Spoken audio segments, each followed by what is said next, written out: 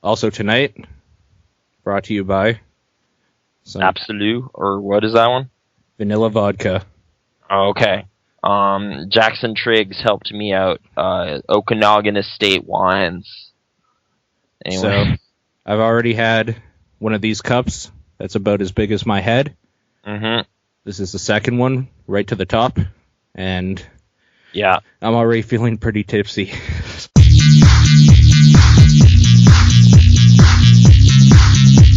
Welcome to the Pitch and Response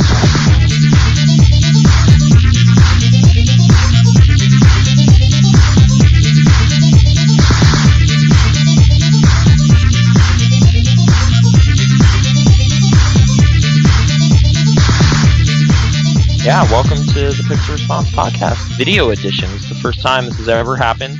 That's right. If you're listening to it on audio, you should have been there live. Actually, you know what? Maybe I'll find a way to maybe upload the video. Okay. Why or not, maybe right? On our Twitch page or something. Check that. If it's not there, we apologize, but you missed an historic occasion. I can guarantee you it's not, because I have videos turned off so people can't go Oh. back unless I enable them. Okay. Yeah. You came back from PAX. You were gone. Yeah, I was gone for about a week. We went down to Seattle. Sean and I talked last week. Oh, okay. Mm-hmm. Oh, you guys still did a podcast? Yeah. Okay. I didn't know that. I wasn't really keeping tabs on stuff. Sure. Yeah. There was a PAX. There was a Penny Arcade Expo. It was very Penny popular. Arcade Expo Prime. Yeah. The Prime one. And yeah, I don't know how to really sum up everything other than something was weird in the air. Awesome. No. Okay. Was it because I wasn't there? You can tell me the truth. That honestly, some of it might have just been it wasn't my posse that usually goes wasn't there at all, so it was just we couldn't be because basically all of us except for John were not able to get tickets. Actually, That's not true. I was able to get tickets about a month ago, but at that point I hadn't made any plans, so I was just like, no, it's okay. Okay. I ran into John a couple times, but that was the only echo of previous year's experience, really. It was kind of, it was a different tone to the trip. It was mostly me and Brittany hanging around, and then periodically, once we ran into her friends who we brought with us. It was four people, 2 couples. But generally speaking, it was kind of just almost a flashback to 2008 when I was walking around the show alone. And in 2008, it was magical because I'd never been to anything like that before. Sure. But in 2013, it was not the same. And I don't think that's necessarily just because, I've changed. I think it's parts of it are the nature of small development and video games and stuff has kind of changed a bit. And I'm going to point my finger directly at Kickstarter as maybe one of the reasons this year was really weird. Sure. Because it's just no one wants a publishing deal anymore. Everyone wants to be Notch, essentially. Everyone wants to be the next big hit. Everyone wants to self-publish their game. And as a result, everyone is kind of selling you something. And including the indie devs now. Yeah, the indie devs are kind of grossing me out in a way they didn't before. Because it's just hey man, go support my thing. It's just I don't even know much about your thing. I've played a demo. It seems kind of okay, but I don't have nearly enough information to go on for this kind of investment. I don't know. It was weird amount of pressure from what used to be just hey, walk around and play video games. Now it's hey man, if you want any of these games to exist, you better open up your wallet. And I'm just I don't know. Who are you? How experienced are you? Is this even worth my time? I don't know. It was a weird show. And yeah, and then so many of the panels seem to be almost promotional stuff, or Peter Molyneux opened the show and his thing was basically hey guys, check out my new video game. It's Goddess, you can pre-order it. You can start playing in September in an early access alpha thing, and it's just okay.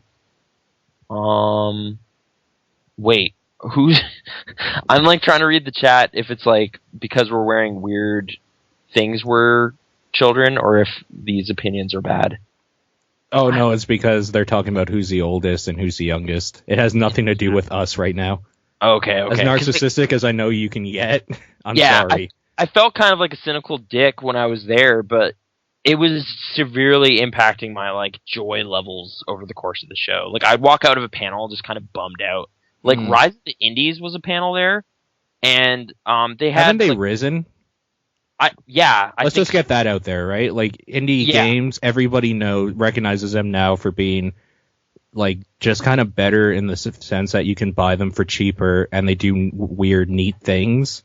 Yeah. So, like, they've risen. That's over. The tone of the panel was more like, what's next? Like, where is this going? And there were some interesting opinions that came out of there, but a lot of them were kind of, I don't know, like, weirdly apprehensive about what's going on. Matt Gilgenbach has gotten a decent amount of press coming out of the show. He's the guy who did Retrograde. Sure. Apparently a total failure. Well, the game that sold literally nothing or whatever. Yeah. And, like, that's tragic on one hand, but on the other hand, it was like a good Is it? Because that game wasn't that good? No, I know. Like, I played it in 09, I think, and was like, okay, all right. I don't... Wasn't its only thing is that it uses the Guitar Hero controller? It used the Guitar Hero controller like 3 years after everyone got sick of that. So right, so like it had a gimmick going behind it, but I think no, he was very like transparent about how badly timed his game was, but you know, like he was so downbeat about everything like on that panel. But okay, his new thing is Neverending Nightmares, which is like this horror game based on kind of his own mental illness visions and stuff. I heard about this. It sounds fantastic. Yeah, but again, it's like a Kickstarter, so who knows, right? Like, it's kind of just it's a theory right now. It's a thing that could exist one day and could conceivably be cool, but who knows, because it's not really real yet. But I guess if you want it to be real, go check out the Kickstarter page and download the prototype and see how you feel, but... Nah. Yeah, exactly. I don't know. Like, I'm so kind of fed up with that kind of, well, just trust me, man. It'll be good. You know, just pay me now, and then in like 2 years, you will get a thing, and maybe it'll be cool. And it's like, the fact that like everyone from the top down is starting to do that, like it's like, hey, I'm Inafune, I've been making Mega Man games for forever. Go fund my Kickstarter. Hey, I'm Peter Molyneux, I've been making video games for forever. Go fund my Kickstarter. It's just like, all right, I'm getting a little fed up with this. Like I'm done with all of you, sort of thing. A little bit. Like it's just like I was in with like Tim Schafer like a year ago. But that was a year ago. Now we're kind of in this weird, like, gold rush mentality where everyone wants the same thing. And it's just like, I don't know. I am no longer convinced of any of your video game ideas. Some of them might be absolute garbage. I'm just going to kind of wait and see. And if a lot of these don't exist because of it, good, because then the marketplace will be a lot less crowded, because it's kind of crazy right now. Like, the Mega Booth was cool on one hand because there's so much stuff going on, but it was also, like, kind of suffocating because there was so much stuff going on. Like, it was just like, I don't know, like, early in the show, there were tweets going up, like, man, you guys should come down to the Mega Booth. You can just walk up and play whatever you want. That was maybe true for, like, 5 minutes. That place was, like, swamped with people, like, the entire show. I got to play a few things, but there was a bunch of stuff where it's just like, I don't want to stand around and wait to play Hotline Miami 2, because I'm pretty sure it's going to be a lot like Hotline Miami 1, and whatever, I'll wait. And it is, right? Yeah, it's Hotline Miami. You shoot the guys. That's good, though. Yeah. That's little action, kill 'em, like, puzzle game. Yeah, it's totally cool. It's just, I don't know. I don't have time for that. Like, I was going to so many panels and stuff that I never had too much time to just sit in a line. So I never did that. So I probably missed some stuff, but I'm tired of the lineup to see my thing at this point. Like, I don't know. I guess it's like, part of it's just the barrier between developers and the people that play games has now just like completely morphed into like one thing. Like almost everyone there had, like it felt at some point like everyone there, be they attendee or a person behind a booth, was secretly also a game developer. You know? Yeah. And sometimes they were. Like I would turn around and it's just like, oh, you know, Jim Crawford is talking to Tom Francis about Gunpoint, and look who's over there, it's Kyle Pulver. Like, it was just, like, weird. Like, there were people there who weren't demoing a game, but they were all kind of floating around and, like, talking about each other's games. Well, because all indie developers, as we found out, are basically friends with each other, right? They have, like, an underground network of developers. Kinda, yeah. it's kind of weird to, like, you know, once you've kind of seen that is true and know who to recognize, you're just kind of like, wait a minute, like, who here is just video game guy who likes video games? Like, is that man even in here anymore? I don't think so. Because, like, even you at this point, it's just like, I've talked to, like, 10 of you. Yeah, so. And it's like, I'm so bad at doing that. Like, it's like, hey, I'm from this podcast. It was more just like, hey, I know, like, it was just, I was not very good at, like, asserting who I was. It was kind of like that last year, too, though. Yeah. Like, you and I would just go run up to somebody. Yeah, this time and I could tell the whole time you felt uncomfortable, like when we chased Will Smith down for, like, 2 floors. Right, yeah. It was kind of weird. I saw him again, but I didn't do a shout out because it was just me standing there, and I don't know. Like, I'm bad at doing that without any kind of, like, social construct that can make that happen. Like, I was just totally overwhelmed a lot of the time, or just super bitter. Like, day 2, I was so angry. Like, I left the show early and just was, like, in this weird storm cloud of just, like, I don't even know, like, what I'm doing here, what I'm supposed to do. Like, am I working or am I here for fun? Like, how do I have fun when I'm kind of not enjoying a lot of the games? Like, it was just, like, I don't know. To be fair, though, like, people that go to PAX to, like, look at games and play games are not probably going to PAX for the right reasons. It's more about just hanging out. I guess. Like, there's still a huge contingent of people that are going there just to get swag. Like, just to, like, lining up and, like, yeah, give me that wonderful 101 That's funny to me, though. Like, yeah. I would do that for sure, but I'm pretty sure it would just be to give it away to people that listen to this and stuff. Yeah. Because why not? I have a Fantasia hat if anyone wants it. It doesn't fit very well. Like, that was almost forced on me because I went to their panel and it was just, like, sitting on my seat. So it was just like, well, I don't want to, like, throw this away. So it's got stars on it. I like that movie, but I don't know. Yeah. I don't know. Like, I'm trying to think if there's, like, really any standout thing that was like, well, that was amazing. Like, I can't wait for that. Like, it's just like, it was either stuff that was already out. Like, there was a lot of stuff that was already available. Like, it's just like, oh, if you know at all what's going on in the indie game space, you're going to be kind of bored because, like, half of the PAX 10 already exist and you've probably played them. Papers, Please, you have them. Sure. I will say the Papers, Please booth was great, though, because it actually had physical stamps. Did you talk to Lucas? I said hi and, like, that I like the game and stuff, but... You didn't ask him when he can make some goddamn time? No, I didn't do that. I was more just kind of like, hey, yeah, we've played the game. I got the 19th ending, and he was like, oh, yeah, no, that one. And then he showed me Endless Mode and stuff. And Endless Mode looks cool. It's just I need to unlock that thing. Is it just that you keep going without a time limit for the day? There's actually, like, 3 different kind of sub-rules within that mode that you can kind of set up. Like, you can kind of... have a hard time limit, like just see how many you can process in 10 minutes. You can try to keep going as long as possible, or you kind of have this weird kind of meter on screen that's like, you've gotten too many citations, you've failed, but you can kind of keep going as long as you keep that positive. It looked kind of cool, like you can extend the life of that game indefinitely. Wow, Brittany's assembled this giant monster computer. This black monolith. Well, she got a new case, right? Yeah, so I guess the issue was you couldn't put a second video card in there because it was too close to the edge of the old case. Oh, yeah. Dual business. And then maybe there's some crossfire going on, get both of those bad boys running at the same time. Yeah. I don't know why, but Mirror's Edge was chugging up real bad whenever glass would shatter. Honestly, like, even some games, I think they're just badly coded because, like, if you have a decent computer, some games will just chug in some points. Hello. What the hell happened?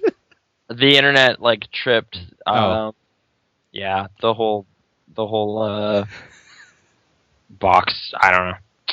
Hey, we're back. The whole box? Yeah, the internet box. Whatever that's called. Oh, man, you don't have your crazy hats anymore. The router. What? They're gone. Oh, man, this sucks. Hold on. I'll give you a second to get your hats back on. Google Effects. Okay. What?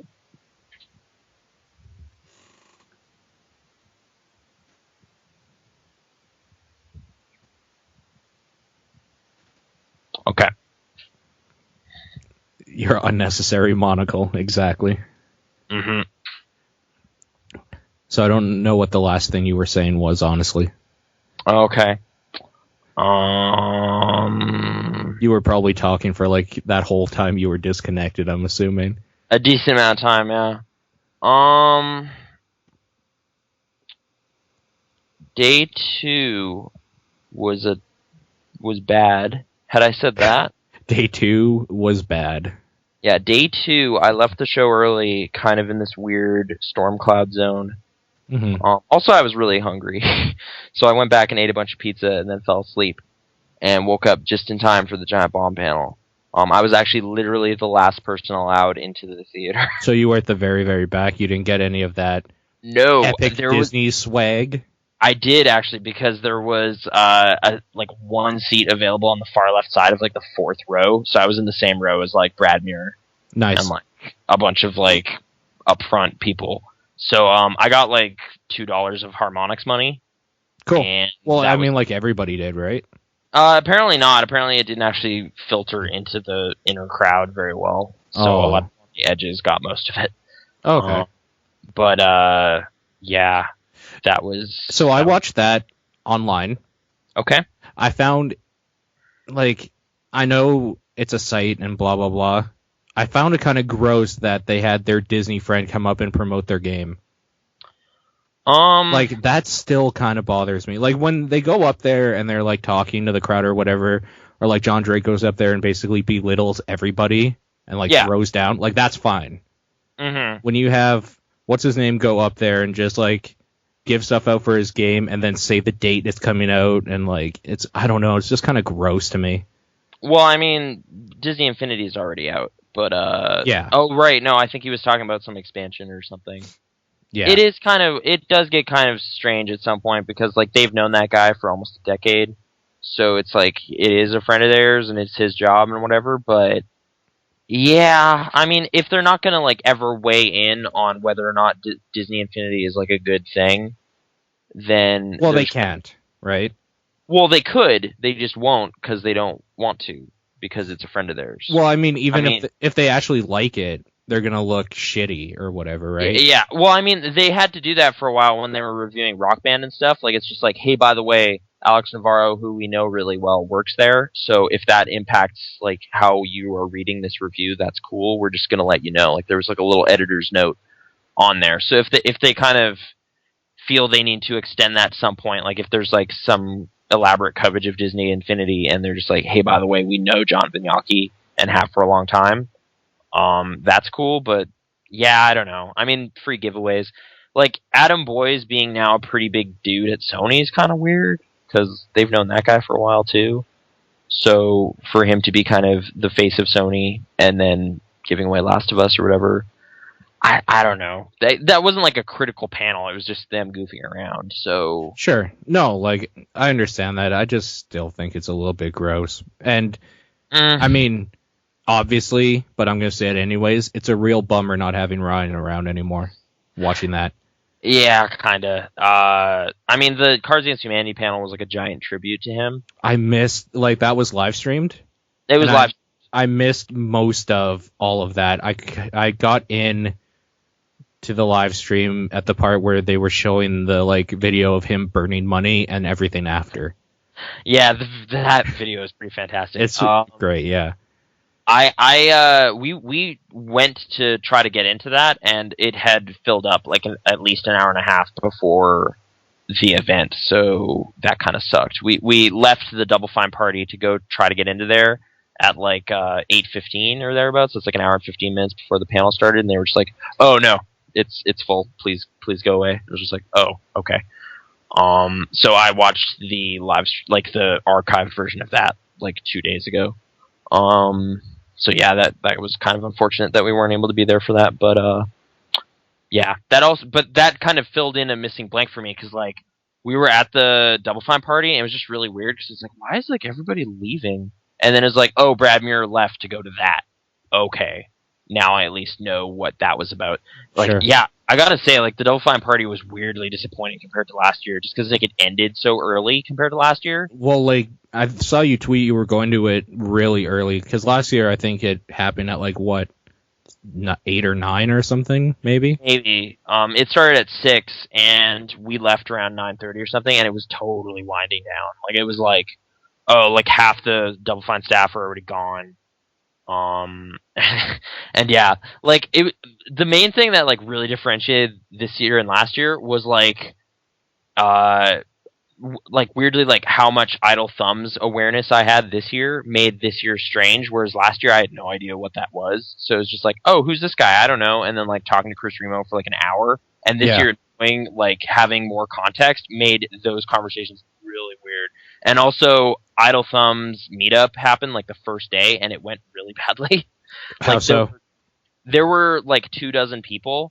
And there was nowhere anywhere near the convention center that could accommodate that many people. So eventually it just kind of became like this group of 24 people like standing in the street, just kind of like, well, what do we do now? For like 40 minutes. And then eventually it just kind of broke up into like 5 different groups involuntarily. Like literally like me and this other guy went inside GameWorks to kind of try to find some tables, came back and like 12 people were gone.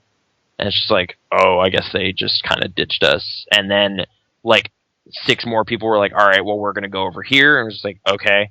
And then like the group that was left was just like, do you want to play board games or something? And it's just like, well, how about we go over here? There's Wi-Fi and we'll try to find out where everybody went. We were sitting there like talking about games, and you could just like see disappointment come across like 2 or 3 people in our group, and they just kind of like quietly and kind of grumpily walked away. And you're just like, all right, sorry we couldn't entertain you, but that's kind of how it went. But yeah, like I think at the end it ended up being basically like 3 of us went and started a game of Ticket to Ride, and then like 1 or 2 like an enforcer who was off shift, and like a friend of one of them came and joined our group. We were just kind of hanging out, and it was fine. Like, it was like a fine little group of people playing this weird trains game. But like considering what I was hoping to get out of that whole meeting was just kind of like, this fell apart.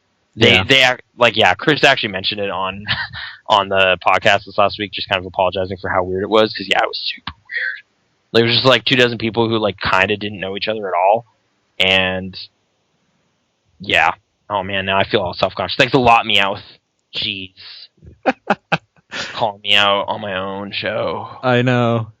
All right, hey Paul, why don't you monologue for a while, and I'll No, I'm actually genuinely interested more in about PAX, because like I wasn't there and whatnot, but that's too bad.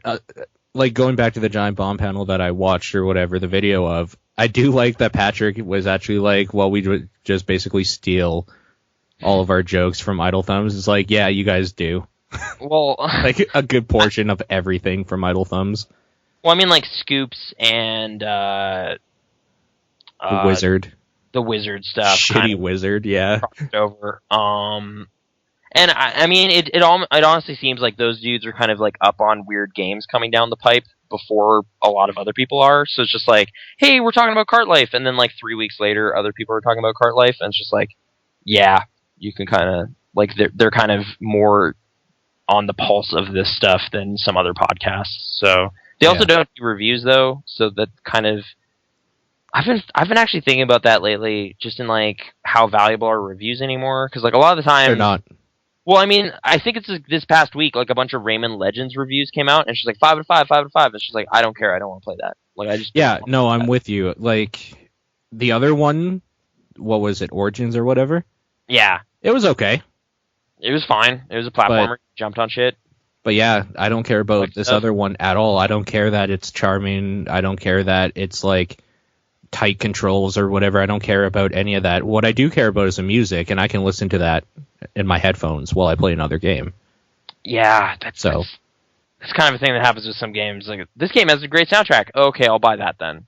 You know, like, I keep thinking back to Shatter. And it's like, man, Shatter was a great game, and it's like, wait, was it, or was no? It wasn't. Good? You're just like, you're right. The soundtrack was really good. It was a soundtrack. It was. I'm trying to think. Oh, I guess like people really like the Super Meat Boy soundtrack, so my brain went, oh right, Mugenics.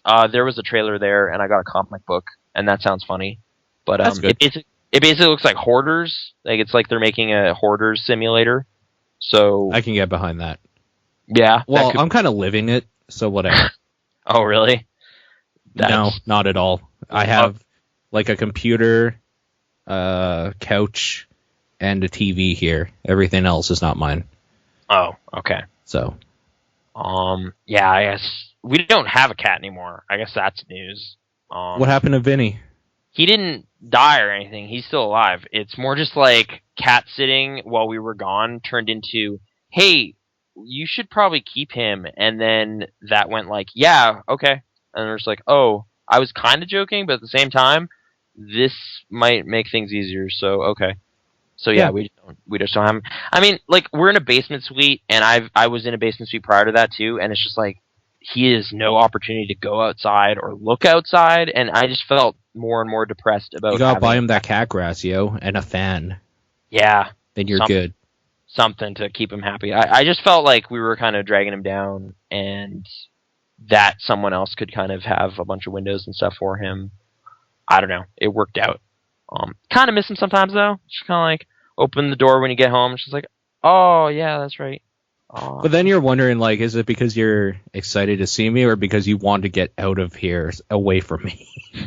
Yeah, a lot of cat jailer anxiety. Like, what is the nature of this, like, ownership or whatever is kind of strange. So, cat ownership, I don't know. How was the drive to and from PAX?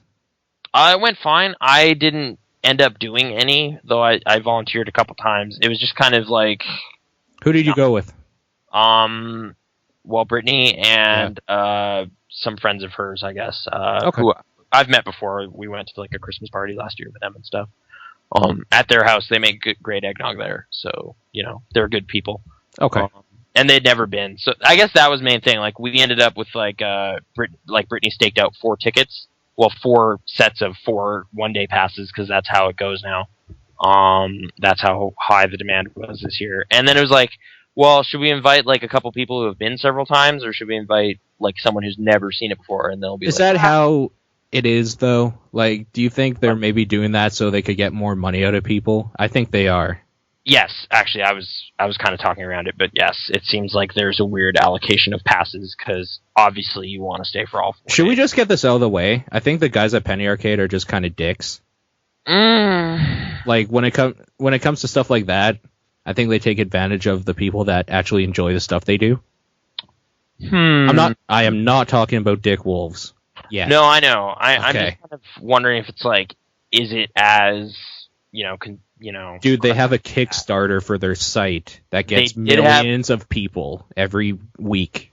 It's true. They did have a Kickstarter for their podcast, and the goal was $10 or whatever. But I've been thinking more and more about kind of just the Kickstarter thing, just in light of how much Kickstarter is being shoved in everyone's face.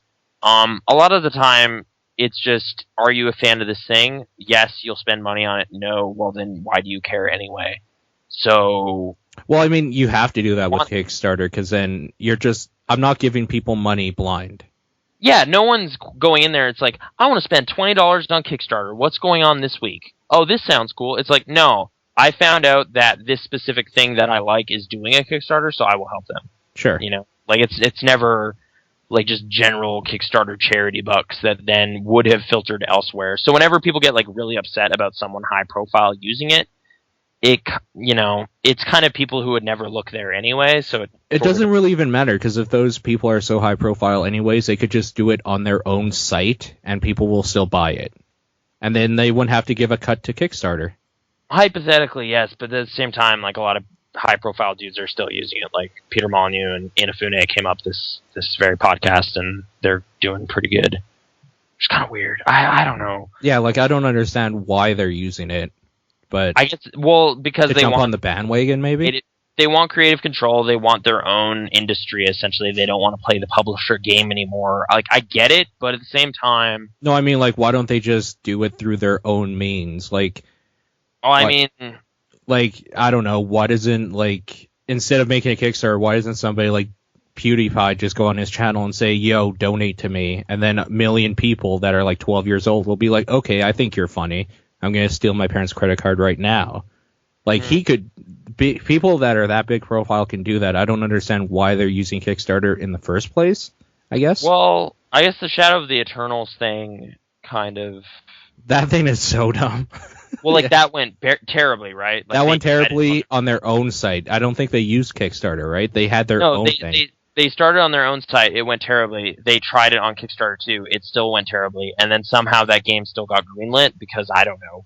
So well, because they have enough money that they can actually do it. Like they always had enough money that they could do it. I think they were just trying to squeeze more out of people, and maybe for promotional reasons. Maybe. It's kind of weird. It's just like, well, why would you spend your own money when you could get someone else to pay for it is kind of the rationale a lot of the time. Sure, so like, of course. Hey, Zach Graff, you have millions of dollars. What are you doing? It's just like, well, why would I spend my own millions of dollars if I have a lot of fans that I can cash in on? You're just like, fair enough. Okay. Especially when they're not an investor. Yeah. Like they're just literally giving you money. They're just donating money out of their Scrubs-induced haze. They're just so excited. You know, like, and Spike Lee tried it. I don't think it worked out. I didn't follow up on it too much, but last I heard, Steven Soderbergh gave him a bunch of money, but then that was all I heard, so I don't think that Kickstarter actually made it. Because, you know, maybe maybe should have waited till after the Old Boy remake came out, because conceivably that could be a good movie, and then people would be excited about Spike Lee again. Are you excited for it? I'll watch it. Josh Brolin. Okay. My mustache off. Yeah, I did. Hey, mustache. There you go. There you go. You just like snap your fingers and it goes back on your face. That's how you know whether or not somebody's debonair enough, is when their mustache actually follows them on their face. They can summon mustaches. Yeah. So yeah, I don't know. Kickstarter craziness. It's panel stuff. I don't know. PAX. Everyone's trying to sell you something. Was kind of just. Did you talk to like Alec or Kyle or any of those guys at least? Hang out a bit. I didn't see Alec there actually. I assume he was. I played some Towerfall again, but I didn't actually see Alec there. Did you ask Matt to answer his goddamn emails? No, I at some point I was like too gun shy to like harass indie devs. Like it's just like, hey, I know who you are. You should listen to me. Like I just got kind of. I'm just gonna quietly. Dude, if you're not gonna harass indie devs, who are you gonna harass? I don't know. Nobody. Like just kind of walk around feeling weird. Like subordinates, I guess. If you ever create a company. Yeah, that's what I want. I need that power. That's why I want to create a company, just to like harass people. Have minions. Yeah. Yeah. Cool. Yeah. So it was good. It ended up being good, but there was like some weird negative times there that all of your day 2, from the sounds of it, was just terrible. Day 2 kind of derailed real bad. That was kind of because of post day 1, which was like the weird failed Idle Thumbs meetup and stuff like that. Okay. And yeah, just like I at some point it felt like part of my problem was like knowing too much about who people are, because then you get intimidated. Like if you don't know, you can just walk up and be like, oh hey, whatever, what's this, and then like go play and have fun.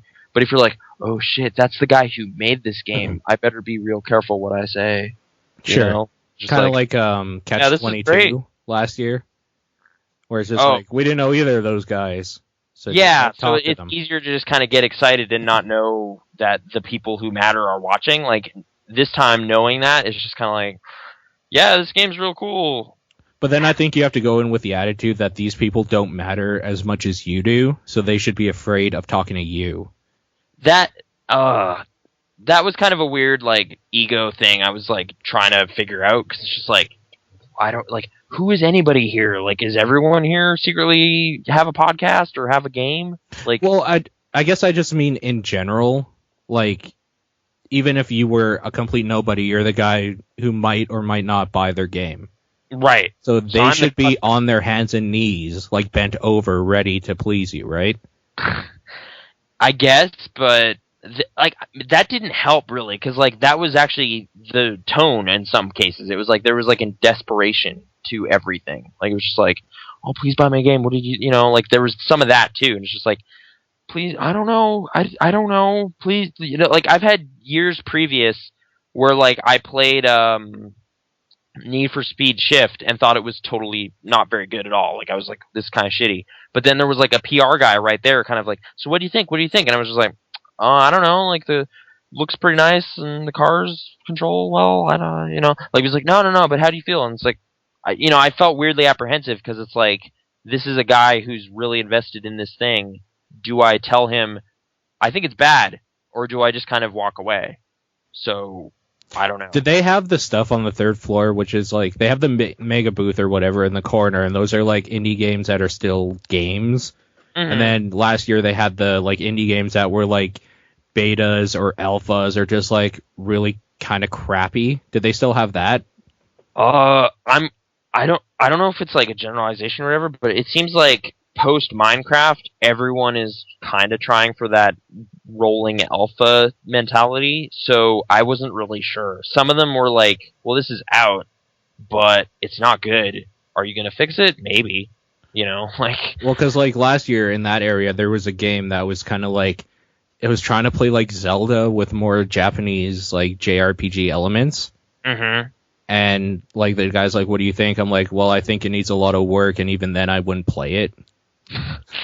Yeah, and I'm pretty sure that was a creator of the game, but then at the same time, it's like you made a product I would never buy. I'm not going to lie to you. Like, fix it or just scrap it. I kind of wish I could just do that without like feeling as weird about it as I did, because like there were so many games where it's just like, well, I mean, it works, but I don't want to play this. The weird thing is, like... like a action platformer. Like, there was one game that was, like, extremely derivative of Castlevania to a fault. Like, it's just like, oh, you put basically Medusa heads in here, too. Awesome. Castlevania is great, though. When Konami did it, anyway. But, like, that kind of just, like, you put the weird, frustrating thing in here, too? Why? Like, I died a bunch of times. Like, it was just like... I don't know, this isn't fun, but it wasn't going to be because you were emulating old, weird design choices. I don't know. Like, there wasn't a lot of, like, freshness in some of these ideas I was seeing. There was, like, a lot of nostalgia stuff. Like, even stuff I kind of liked. Like, there was one game that kind of resonated with me just kind of on what its subject matter was. It was called Lifeless Planet. Okay. Like, it's like, like a dude's like, hey, it's, sci-fi game set in space. You're this astronaut trying to like make your way across this weird barren landscape or whatever. It's like, okay, I like space. Like, let's go. And then through talking with him a bit, it's like Twilight Zone came up and like, it's like, I love Twilight Zone. This is fantastic. And then I mentioned Eco and he's like, yeah, that's exactly what I was going for. And I was like, oh, cool. But even then, like, there's some kind of like rough edges in the platforming and stuff. Like it's a pretty straightforward linear platforming game. But, he seemed aware of, like, some of the faults in it. Like, there was a really bad jumping puzzle, and he was like, yeah, no, I know, like, I'm gonna fix that. Like, this is an early build or whatever. I was like, oh, okay. Like, there was at least, like, a humility to some of that. Some other games I've played, like, some at E3, too, it's just like, oh, this is out already? Are you serious? This is terrible, is, like, my internal monologue. But, expressing out loud, it's just like, oh, okay, yeah, cool. Like I don't know. I can't be as blunt with people as I maybe should be. I do agree with you. It is hard. Yeah, like it's especially like when it comes to the indie guys, because it's like there was one guy in a basement working on this for his whole life, and this is like the best thing he'll ever do, and it's a failure. Right. Like I actually like knowing the retrograde story was weird because it's like, oh shit! Like I played this game 4 years ago, thought it wasn't very good 4 years ago. And the guy who is now really depressed that his game didn't do well was there. What if 4 years ago I was like, man, this is a terrible idea, and then walked away? Maybe he would have not made it, and then would have saved him a lot of trouble. Maybe he would have been raped all night by the dickwolves. Do you want to transition awkwardly to talking about that? Or? Well, I guess not now. I'm going to ask you quickly, though. Firefall, okay. Did they have the giant booth again? Oh, Firefall is gone. No, Firefall's gone. Okay. Yeah, I didn't see Firefall at all. Was there every year I've been there in a huge booth that took up a good quarter of one of the halls. No. Yeah, you're right. I noticed no evidence of that. I'm trying to think what like the giant crazy booths were. I mean, like Nintendo, Sony. Apparently, Microsoft. Rise of the Triad had a big Hitler booth. No. There was Wolfenstein, the Bethesda area, which was a huge area. It was like Elder Scrolls Online and then Wolfenstein. Like just this whole section of the hall was that stuff. And the giant bomb panel, they mentioned that there was just like video of Hitler playing. So Brittany and I were like, well, we got to see what that's all It's like maybe an 8-second clip or something. Like, it was just a trailer. They basically just had 2 trailers playing, Elder Scrolls and Wolfenstein. And briefly in the Wolfenstein trailer, there's video of Hitler. There's also a great kind of retcon of history stuff. So it's like a Nazi flag on the moon, stuff like that. So it's just like, it's so dumb. It's pretty good. Yeah. I didn't wait in line to play that game though. I'm told it's a first-person shooter. You shoot stuff. So I was just like, yeah, it'll be a game where you shoot stuff. I'm fine. I'm gonna walk away. I don't want to wait for that. So yeah, I'm a total elitist about that stuff now. I just don't care. Don't care to hear it. You always have Assassin's Creed been. game with pirate ships. Fuck that. I don't want to wait for that. Whatever. If it's great, I'll play it in 3 years on a Steam sale when it's like $5. Sure. Oh. That's actually maybe part of my thing is like video games now in light of Steam sales and Origin sales and all, or like Humble Bundles and all that stuff. Every video game you present to me now seems worthless. Like, well, every game you present this is now has a $20 price tag attached to it. Anything higher, it has to be spectacular. Right. Or at least have been published by a giant publisher. Like, Molyneux's new game is going to be $19. And it's just like, yeah, I guess that's as much as you can ask for now in the indie space before you're kind of like going insane. I think that's as much as you can ask for like anything, if you want my honest opinion about it. Yeah, like it's just like, when are bigger publishers going to realize that, oh, I am not going to pay you $60 for Tomb Raider. I'm going to wait until that Steam sale when it's like 10, and then I'll buy it and go, oh, this game's kind of bad. But at least you got 10 of my dollars, so congratulations. Yeah. That's what happened. That's literally what happened. Dishonored, too. This keeps happening. Like, I play a game... Dishonored's okay. Is it? I don't know. That first hour is kind of shitty. That's all I played. The tutorial. When you get past all the tutorial stuff and then it kind of opens up a little bit, it's okay. Okay. I would. If you don't want to get past the tutorial stuff, I would not hold it against you because it's boring as shit. Yeah, it's pretty boring. Yeah. That's kind of one of the things like I'm still kind of wary about with like Witcher 2. People are like, "Oh yeah, no, the tutorial is terrible. You need to play like 4 hours of that game and then it gets good." And you're just like, man, no, the Witcher games are fantastic as soon as you understand that the combat system is hard to learn and it's kind of shitty and that it won't hold your hand at all. Okay. When you get past that, everything else is fine. Well, the tutorial was trying to kind of teach me the in and outs of the combat. It just kind of broke at one point, so that was frustrating. So then I just skipped it. Sure. So then I kind of jumped in, and then like part of my issue was also just like, this is really cutscene heavy, and I hate that now. I just don't want it anymore. I don't know. I'm in like this, like one of the first panels we went to on the first day was kind of talking about that, like storytelling in video games, like cutscenes versus just gameplay stuff. Sure. And it's like, man, like the terribleness of so many cutscenes, I just don't want it anymore. Like if you don't have a skip button in your game, I'm probably going to turn your game off. So you're now going to discount any Metal Gear games ever? Maybe they're terrible. Okay. I have to revisit them. I'm not really... to be fair, I did come out of 4 going, that was kind of bad. So, maybe. Like, they're kind of weird movies. The really, really great things about 4 were definitely overshadowed by kind of the dumb things. So... Yeah, all I remember is that game ends with a 90-minute video. And that's insane to me. Dude, it like starts and in the middle there's like a 90-minute video. Like, yeah, I know. But I guess it's just like at some point it's like, are you making glorified machinima or video games? Like, no, what are machinima for sure. It's Kojima. It's like, okay, that's a way to go, I guess, but that's not doing it right. Pretty much, like not that there's like a canon right or wrong way. In theory, because I don't want to be a closed-minded asshole, but there is, and you're doing it wrong, Kojima. And you are a closed-minded asshole. Yes, I will accept that as long as you stop doing it. Because sure. My God. Well, I mean, you'll stop for them, but there will always be a Kojima. I started doing it. I started doing that in Tomb Raider, just skipping cutscenes, and that game is insane that way because you just skip ahead to like something crazy. Like there's no context for what you're doing, so you're just like, oh, I don't want to watch this. This is boring. Press B. That's the wrong way to do it. It's jumping at your face, and you're just like, all right, I don't know why that's happening, but okay. I'm just going to make a quick transition to something I've been playing. Okay. So I reactivated my account for World of Warcraft because I was watching a stream and somebody was playing the old stuff.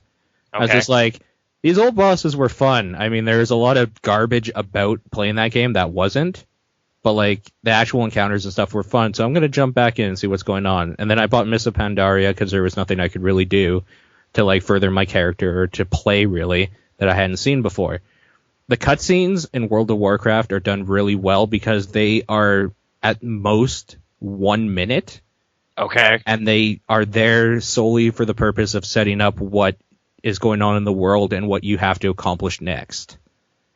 So, like, the cutscenes in that aren't like a story playing out. It's like, well, because of your actions, now this giant monster appeared here, and then you're back playing. It's like, oh god, look what you've done. You got to fix this, sort of thing. So I think that's where cutscenes should be, where they're kind of like setting up the next part of the story, where they're not playing out the story for you, if that makes sense. Yeah, like it's just like here's setting up gameplay for you to then engage in, as opposed to like we just don't know how to tell a story without just basically explicitly telling you what's going on, so we're going to do that instead. And actually, I guess on that point, Stanley Parable kind of was a great parody of how a lot of games do that. Like how they just tell you how you're supposed to be feeling right now because of, I don't know, emotions. Like it's just like, yeah, like there was a mod a few years ago called Stanley Parable that got a decent amount of praise and celebration because it's like a weird, clever storytelling thing. It still gets praise and celebration, but yeah. Yeah. The actual game is coming out now, and at first I was really dismissive of that being a thing, because it was like, oh, they're just gonna reskin the mod, and the mod was kind of clever, but whatever.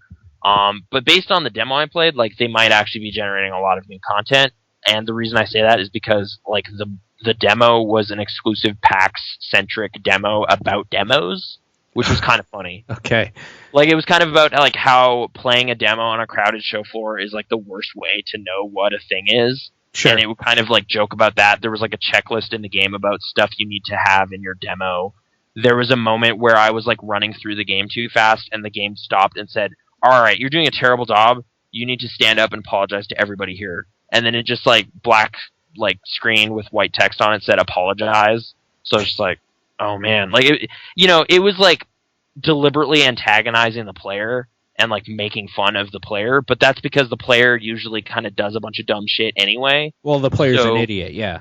Yeah, so this game will call you out for that, or like you walk into a room and there's like something silly, and it'll kind of, there's this British narrator guy kind of joking around with you. Like, it's like a pretty simple comedy in a lot of ways. Like, you are just walking through an environment and the game is talking to you about it. But even so, it kind of laid bare a lot of dumb storytelling conventions a lot of games do. Like, there was an emotions booth where you just stand in there and press a button, and then it's like telling you a bunch of sad words, and like this guy's reading this sad story, and then you step into a happy booth and it's telling you a bunch of happy words, and it's like, yeah, see, neither is ineffective because the game is telling you how to feel. Seemed to be kind of the conclusion I was getting out of that. I don't know. It was a really confident demo. I don't know how like fun that game will be, I guess, in a lot of ways. Like, it's a pretty like non-interactive thing in a way. You're just kind of walking through hallways and stuff happens, but like it's very scripted, but like it seems like it's either really play tested or the guy who made it played a lot of games and kind of can anticipate what players are going to look at and what they're going to do. Yeah, it was one of the most interesting like demos I saw at PAX that seems to kind of get what's wrong with a lot of stuff and kind of play with it a bit. Well, the fact that they were going to show Gone Home at PAX, like, how do you demo that game? Why would you even do that? Like, maybe set up a little booth where you can sell t-shirts and like trinkets or something. Maybe even like mixtapes of all the like crappy music in that game. That would have been fine. Yeah, now you're thinking.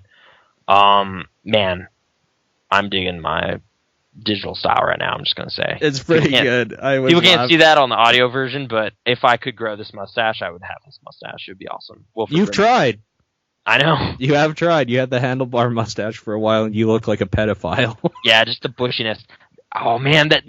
I went to the Mega 64 thing pretty early on in the show, and like Eric Badur was rocking the coolest mustache. Like, just like the grossest, but awesome. Like, so confident. He shaved it by day 4, and I was so disappointed. Eric's a genuinely great guy. Like, he's so nice. He was pretty funny. Yeah. But yeah, in the panel, it was like, when are you going to shave that gross pedo stash was one of the questions. And he was like, never, ever, ever. And then day 4, he shaved it. Yeah. That was too bad. Gave into the pressure or whatever. I'm not sure why I didn't ask about it, but it was kind of sad to see. Well, I mean, you had a mustache before. It's a lot of work, like when you're drinking soup or eating the... It's itchy. It's just kind of weird. And eating the wings is hard. Yeah. Saucy wings. Keeping your face clean with extra stuff to get snagged on is kind of gross. Yeah. So, anyway, sorry, before I sidetracked with facial hair stuff, what was the question? Or video games? Let's talk about dickwolves. And specifically rape. Oh, right. We were talking about Gone Home. They boycotted the show because of all this stuff, essentially. And then, leaving the show, it kind of bubbled up like all over the place again because I guess there was a panel with Mike and Harry. Let's describe to people that might not know, because I know there's at least one person in the chat, what we're talking about when we say dickwolves. Okay, there's been tons of summaries of the timeline over the past week, but I guess if you haven't caught up on what's going on, like 3 years ago, there was a comic that was, in as far as I can recall, basically about the absurd black and white moral dilemmas players would face in video games. And one of the guys was like complaining about like, oh man, if you don't help our village, we're going to be raped by dickwolves. That was kind of one of the jokes, and the player's pretty indifferent because who cares? Because it's video games. Mm-hmm. MC Frontalot actually does a pretty great job of summarizing what that joke was going for and kind of why he thinks it works and whatever. But anyway, so that joke came out. Some people got upset because it uses the word rape rather flippantly. Sure. They responded pretty defensively with a comment, like another comic that kind of further seemed dismissive of a bunch of stuff. Like, it's just like, hey, if you read our comic and started raping people, please stop doing that. And that, that's again... They're really good at throwing gasoline on the fire. Yes. They always have been. Right. So, I mean, there was a bit of a spark, like a bit of a flame going on with just the original comic being a bit hard Well, from 2 years ago, right? Right. Or whatever, yeah. Bit hard to understand in terms of like, oh, if you've played a lot of video games that boil down morals to this, you will understand why this was supposed to be funny and not just being crass. Sure. But if you don't, you're going to have a terrible time. Then they kind of added to it, also put out merchandise that just had was Team Dickwolf. Yeah. And again, MC Frontalot kind of broke it down. Like, he was like, at that point, the type of person buying a Team Dickwolf shirt is just trying to be offensive. Sure. Like, they don't care about like what the original joke was even about. They just don't like censorship, want to say whatever they want, no matter how offensive it is. That's who's going that extra mile to buy the shirt. So you shouldn't have made that shirt, essentially. Like, it's like you were catering to your lowest common denominator when you add that extra thing. And they're catering to money. It doesn't matter if it's the lowest common denominator. If they're willing to pay, whatever. Okay. I think that's where they were coming from it. I don't know. I don't want to give them the credit that they're smart enough masterminds to really capitalize on like a controversial subject. Yeah, I just want to think they're kind of idiots that put out a shirt because they thought Dickwolves was funny. Like the term. Mm-hmm. Not the comic. I mean, that's kind of where I was coming at. Is just like this, like where I'm coming from. This is being really defensive about a pretty dumb joke. Like, it's not a great joke. It's okay, but you don't need to get this up about it because, just let it roll off your back and move on. That didn't happen. So then they kind of continued adding to it. And then I mean, over the past few years, there's been kind of like this big kind of like, dude, that's rape culture. Like, that's, you're supporting rape. You're just kind of laughing it off. Like, it is very serious. And you're just like, okay, like, some of the fair points I was hearing was like, this is a huge crowd. There's like 70,000 people here. There, the facts are in, like, there's a percentage of people in this crowd right now who have been raped. So you're being really insensitive to someone who has had something legitimately really traumatic happen to them. Okay. Fair enough. Like that, yes. But, like, I don't know. At the point where you're kind of so dismissing the original context of it, like that's a problem. Like that's getting a bit kind of like all or nothing, like completely white. Like, do you know why it offends me? What aspect of this whole thing bothers you? It's a shitty joke, and it's getting more people listening to it than it deserves. Fair enough. Like, yeah, it's not a great joke. It was never that funny. You know how you kill a comedian's career? How's that? You stop listening to them.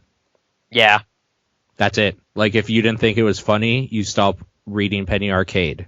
And you, even though it's a small hit, if there's like that many people that were offended by it, it's a big hit in the end. That's all you have to do. That's it. Yeah. If you don't like Tosh.0, stop watching that show. Well, Tosh.0 is just terrible, and I never watched it to begin with. Well, he got in hot water for rape jokes too, like a year ago or whatever. But yeah, you know, yeah. I guess if you're not a fan of the comedy, like stop engaging with it. But I guess where that becomes a dilemma for people is because people like PAX, they don't necessarily like Mike and Jerry and their sense of humor. So then it's like, well, there's this great event where I can go and kind of just be with this giant community of people who love video games, and I love that. But I know in the back of my mind that in the higher organizations of this company, there's somebody who may hold views I find pretty upsetting. So, that's kind of a weird thing for people to kind of come to terms with. Like, because a lot of people are saying they're going to boycott next year's show because of this stuff. And, Gone Home, that Fulbright company already came to that conclusion based on that. And I guess the side of this whole thing that's kind of maybe overshadowed is transphobia. Yeah. Like, MC Frontalot addresses it briefly, but I guess he doesn't really elaborate on that whole side of the thing. Basically, like, where I've kind of come down on this is, like, Mike hasn't been to a sociology class in at least 10 years. So a lot of people who are, like, up on the latest terms and the latest PC language are getting really upset at someone who's kind of bluntly reminding them of, like, the past in any way. So it's just like, just because somebody doesn't know what the current, like, trend is in terms of being progressive doesn't mean they're not helping. Like, that doesn't mean they're anti moving forward, Absolutely. Yeah. I don't know. Like, it seems like people are jumping to the worst conclusion. Like, there's like, oh, Mike is a horrible psychopath. He hates everybody. It's just like, I don't know if that's fair. Like, he might just not know how to express this in your terms, so you're kind of at this weird clashing point. And, like, part of the problem is a lot of these arguments seem to be happening on Twitter, which is the absolute worst place to have any kind of argument whatsoever. Or even discussions.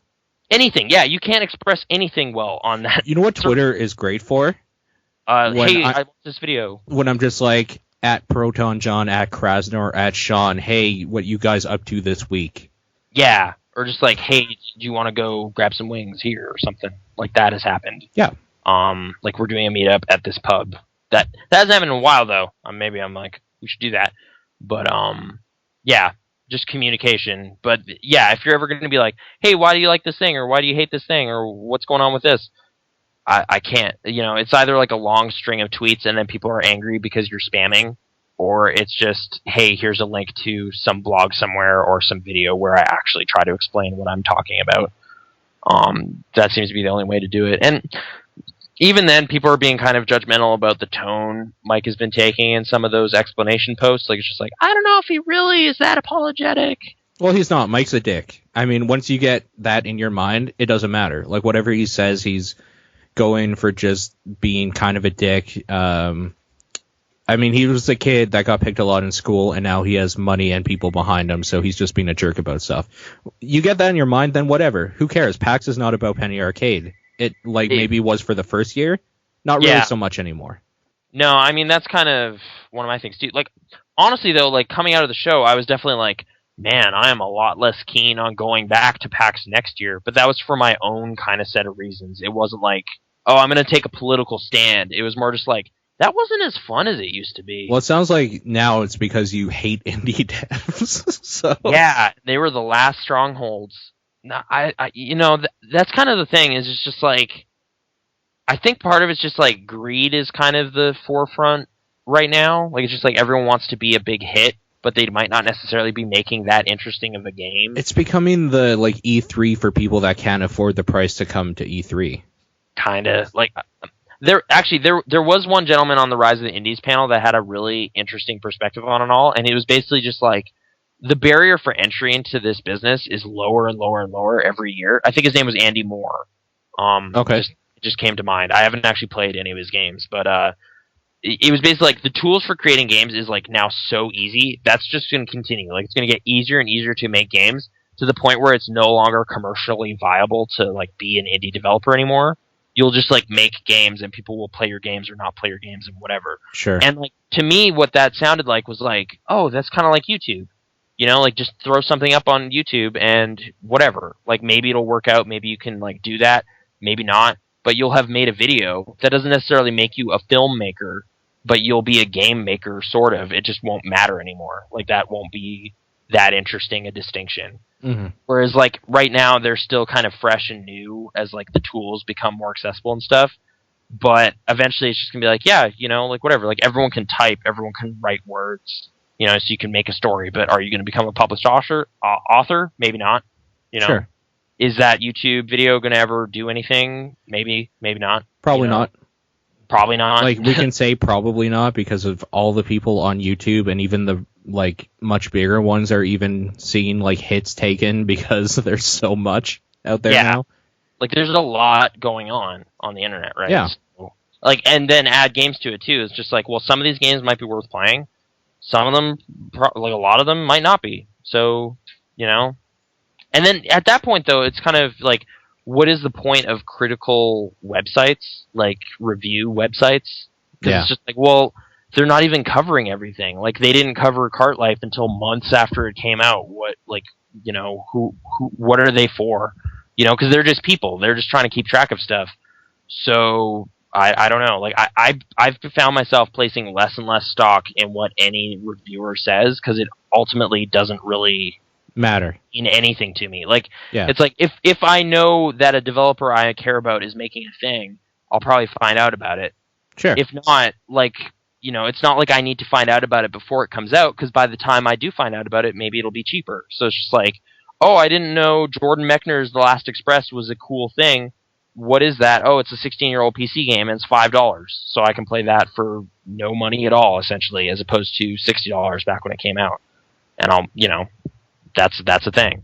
So it's just like the kind of day one being there for the event thing, that doesn't seem to work well with video games because, like, yeah, like so many times I don't find the story the thing you're finding out anyway. So people are like, oh man, there's Grand Theft Auto 5 spoilers. It's just like, does that matter? Like, I don't know. If I wouldn't get anything out of it playing it myself, then it wasn't a very good video game anyway.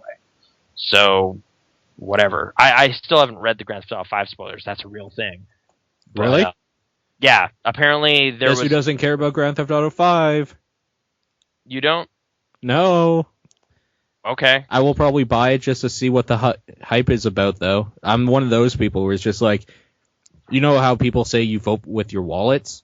Yeah. I'm the person that's like, no, I'll vote with my opinion. Like, the wallet's not the problem here. It's my time and, like, how angry something makes me. Right. So it's like, oh, I voted for my wallet. I said Dishonored was kind of okay. It's like, well, no, I didn't care that much. I don't know. Like, yeah, I own it, but that doesn't mean much. I don't know. Steam sale, though, so that kind of differentiates everything. Prison Architect, too. Prison Architect, is that still $30? Yeah. That's about $20 too high for me. I mean, again, it's kind of like an alpha thing, too. So exactly. It's not even done yet. Like, yeah, we tried playing it. It's like, I don't know, like, and you're kind of in this weird point where you're just like, well, I don't know if this interface is really bad, or I can't understand what I'm looking at, or, like, it's just not done yet. Like, I don't know if this is my fault or the game's fault.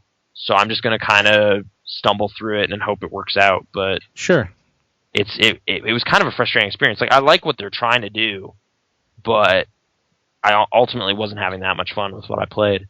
But I can't judge it yet because it's not over. So it's kind of a weird thing. Like, no, but the thing is, like, you already have an insight as to what it's doing, so you can judge it, I think. I'm not the person that's like, you have to see it to the end. I've never been that person. If I'm not having fun right away, then I'm judging it, period. Well, I kind of view software as like it's kind of it's never, like, it's not nailed down as much as like a movie. So Sure. it's like, currently, as of September 8th, 2013, you probably shouldn't buy Prison Architect. It's not very good yet. I can say that. But Yeah. maybe in a year, they'll have patched it or added a bunch of cool features or changed something about it, and I'll be like, wow, this is fantastic now. This is great. You know, like, it's a dynamic thing. It can change. It can get better. Which was actually kind of one of the things the guy who made Retro City Rampage was talking about. Like, it was like, his game came out, and a bunch of reviews came that were just like, this is broken, this doesn't work, and like, they were really low scores. So then he went and patched a bunch of stuff, fixed a bunch of things. But then the review scores obviously aren't ever going to go up because not a lot of people have dynamic review scores. So then he's kind of stuck with this stigma of bad reviews when the game that exists right now isn't the same one that they reviewed.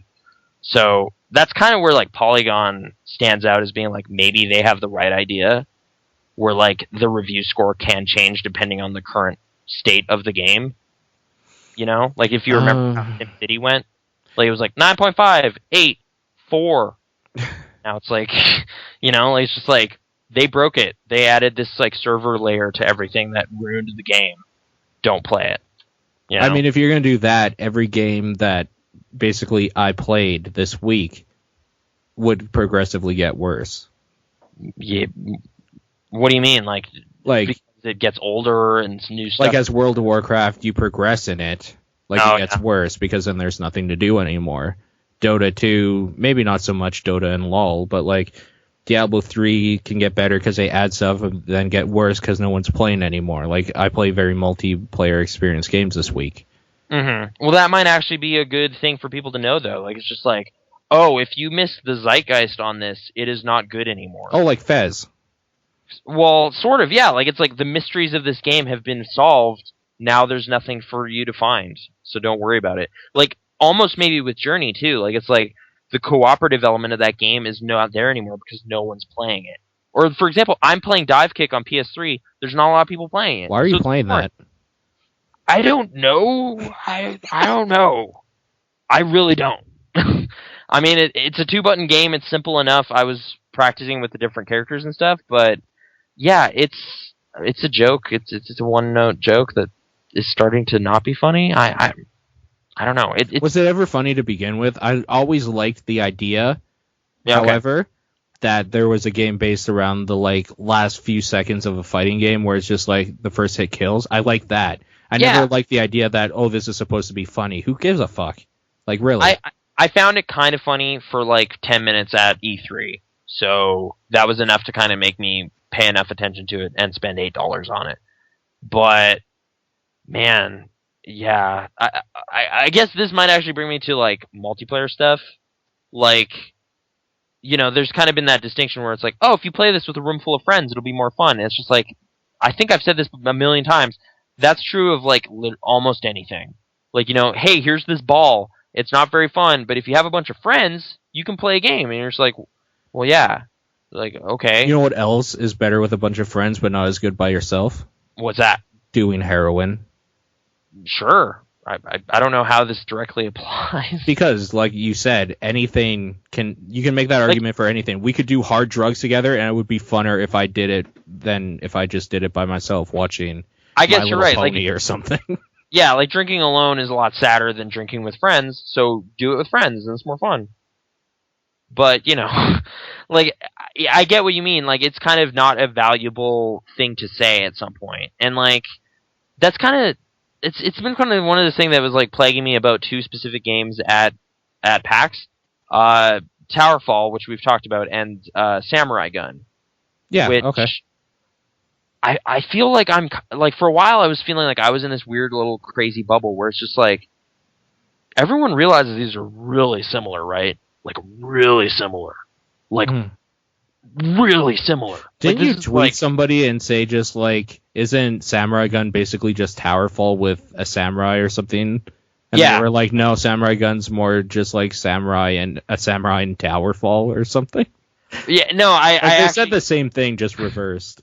I know. I just tweeted, okay, is Samurai Gun just Towerfall with swords and blood? Because that's kind of what I'm seeing right now. And then Max Temkin, who is publishing the game, tweeted back, it's like, actually, Towerfall is just Samurai Gun with a bow and arrow. And it's like, okay, fair enough, I guess. But for me, like, the distinction was always, but Towerfall's out, like, right now, you know? Whereas, like, your game isn't yet, so that seems kind of weird. But also, like, there's a depth to what's going on in Towerfall that I just didn't see in my time with Samurai Gun. Like, you were just kind of just mashing the sword button, and you have a gun. And that, you know, like, that makes for tense little fast-paced fights or whatever.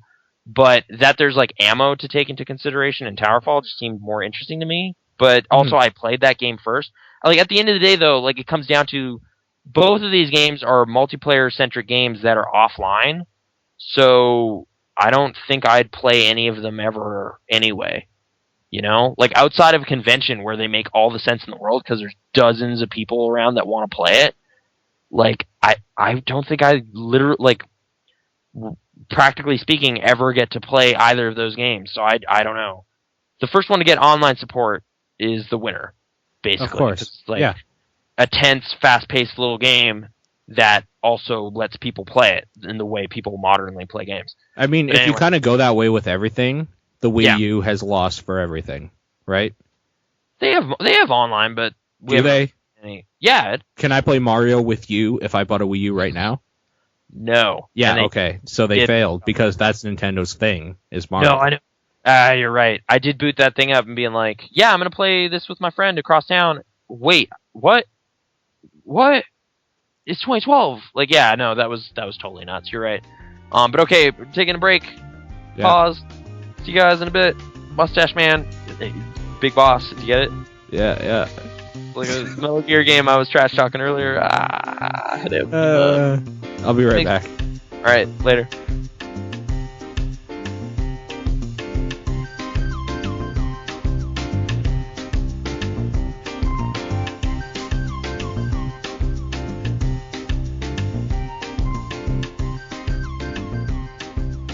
Fucking Halo 4. That game was not very good.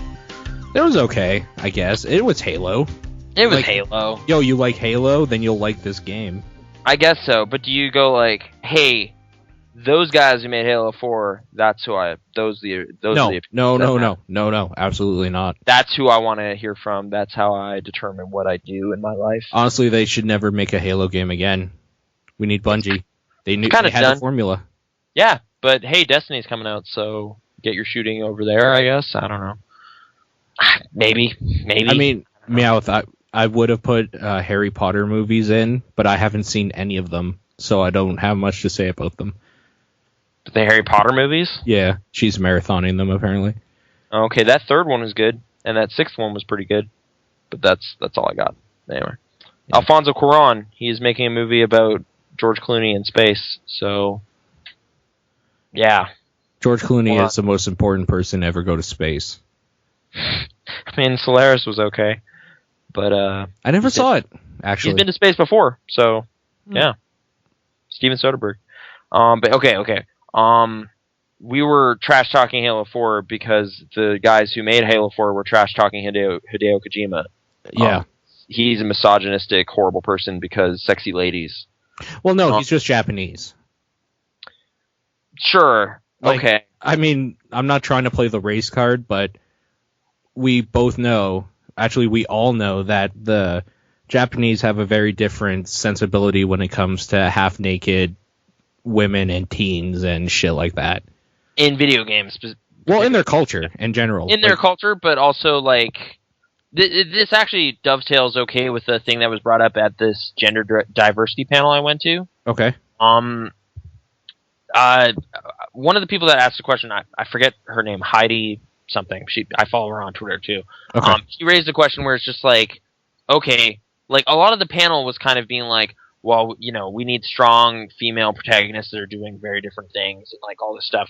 And then she was like, okay, what if I'm a woman who likes actually playing as like characters like Bayonetta because they're hypersexualized and crazy. Like you get to live out this weird fantasy through this character, or like in Dragon's Crown, which was also controversial, the Amazon character. Well, you know? It sounds like there are a lot of problems with Dragon's Crown apart from that, but yeah, okay. It sounds boring to me as a video game. It sounds shitty. Yeah, it just sounds shitty. So yeah, whatever. Apparently the sprite work is amazing though, but who cares? Whatever. That was dismissive. I just dismissed pixel artists everywhere. Ah. Like every indie developer hates you right now. Yeah. Not only do you trash talk them as people, but their art. Yeah. Anyway, so that I thought that was actually a valid point, and like the rebuttal to it was a little vague. Like it was just kind of like, like I respect that, but at the same time, we want video games like Gone Home to exist because Gone Home, Gone Home, Gone Home, Gone Home, Gone Home, The Last of Us, Gone Home. Oh, I bet Meowth hates you right now. No, this was not me. This was this panel. Like, it was like, oh my gosh, that panel loved that game so damn much. Like, it almost made me feel weirdly like, it was okay, you guys, but come on, but whatever. Like, I guess they identified it way more than I did.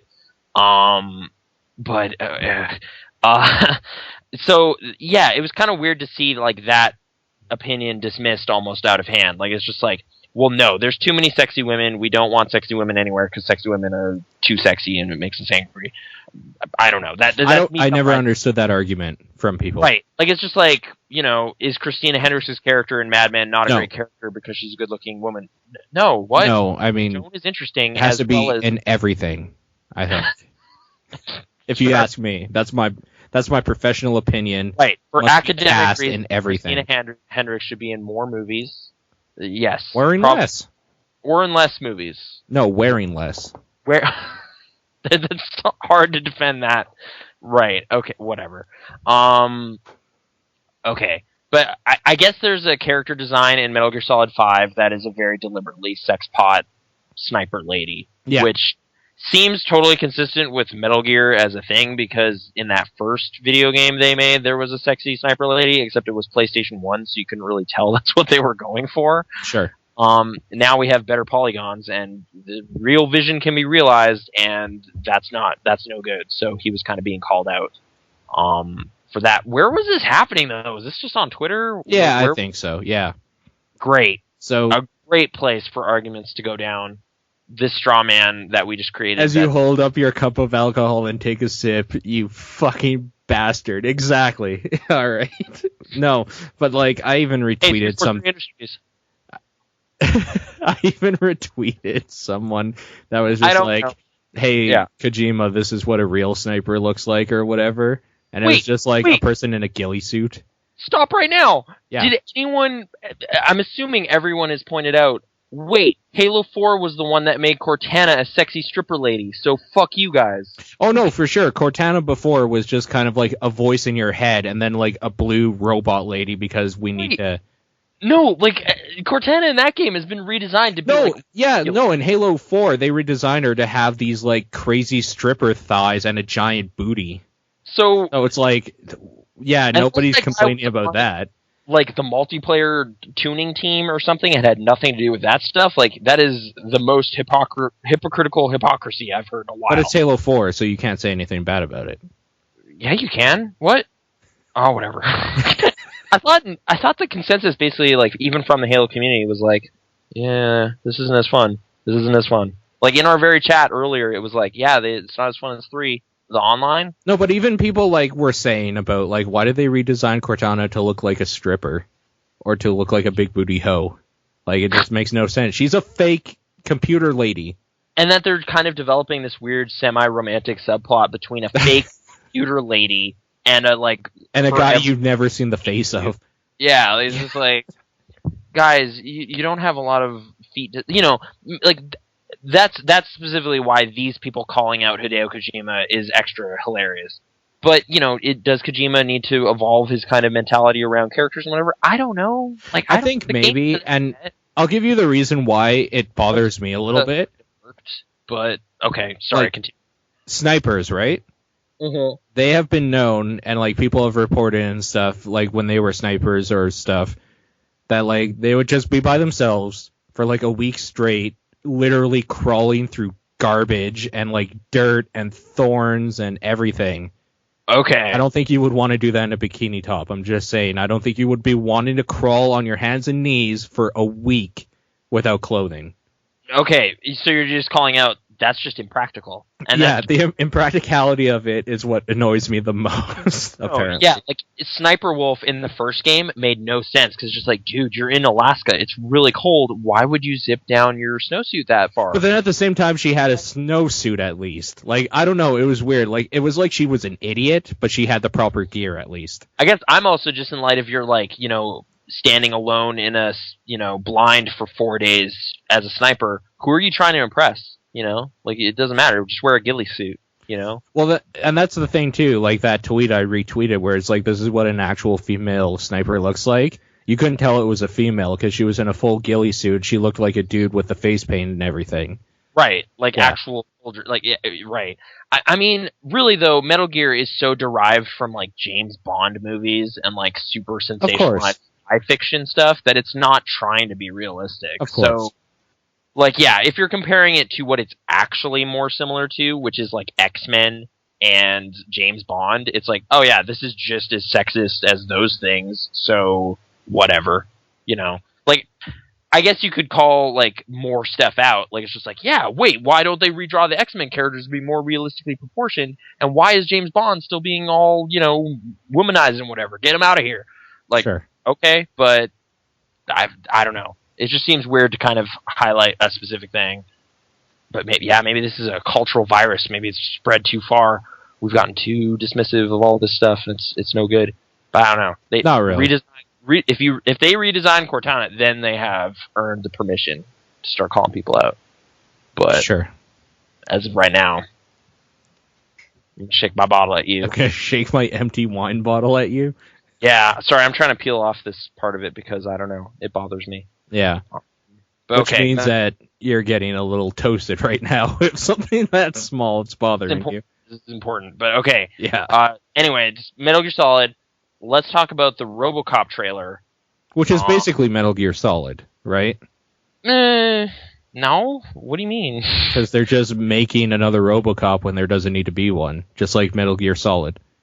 Okay, I actually haven't I haven't seen the full, like, disintegration of RoboCop into total shit. Sure. Apparently, the third movie was garbage. I didn't see it either, because people said it was so bad. Why would I waste time with it?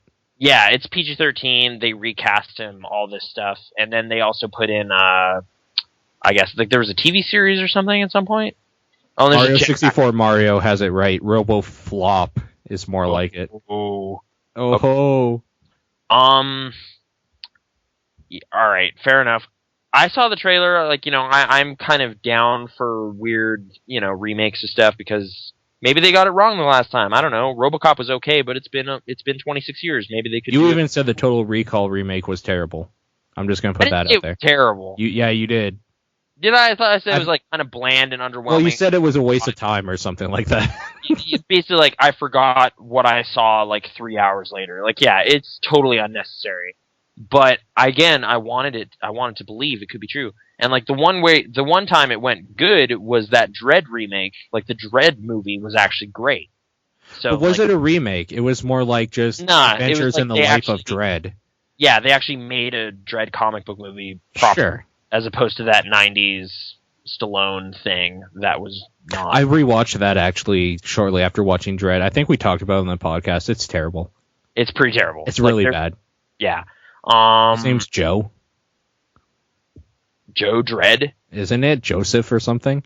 Maybe. I don't remember that Joe Dredd? Joe Dredd. Judge Joe Dredd. Just rolls right off the tongue. Judge Joe Dredd. Judge Joe Brown. Like, that's terrible. Okay. Yes, that was a one time where it went well. So I guess I'm always kind of optimistic. Maybe this sci-fi rekindling could actually work out. Maybe that new Riddick movie's good. I don't know. I'll find out. But something about this trailer I thought it just looked bad, and I hope it's not. Like, is it PG-13? Did they go full R? Because it needs to be. Like, that Verhoeven movie's so violent, they just need to go crazy with it, or else why are you making a RoboCop thing? Yeah. And maybe that's why. Like, maybe it's because it's like this preview is safe for all audiences. Like, it's kind of muting the tone of that movie because it just looked really boring. And the main guy I just was not getting a good vibe off of. That said, I didn't really like Peter Weller ever in anything because he's like the world's second most boring man. But who's the first? Gabriel Byrne. You know what? I probably agree with you. Like, that name never pops up in my mind for everything, so he must automatically be the most boring. He's really boring. Like, I don't know how some of these people... Like, End of Days, that was him, right? Yeah. Satan? Yeah, he's Satan. Didn't he have a threesome, though? With, like, a daughter and her mother? Probably it sounds like something Satan would do, but... Quick hit, Nathan. Have you ever had a threesome? Go. No. Will you? Or would you? There's plenty of time left. I'm not inviting you to anything. I'm just saying, would you? Sure. Okay. I wouldn't. And the reason for that is because I don't know that I could perform up to standards that it takes. Like, I don't know if I can for one person, let alone two. Fair enough. Now, sounds like quite the task, but maybe eventually it's making me tired just thinking about it. Kind of. Okay. Like, I'm ready for sleep right now, and I didn't even finish yet. So. Okay. Can we at least finish these topics? Or... Absolutely. So, yeah, RoboCop remake, I guess, is what we were going on. I don't care. Just, period. I will see it, though, probably. Because why not? I like that Evil Dead remake, okay. That was okay, right? It was okay. It was okay. You're right.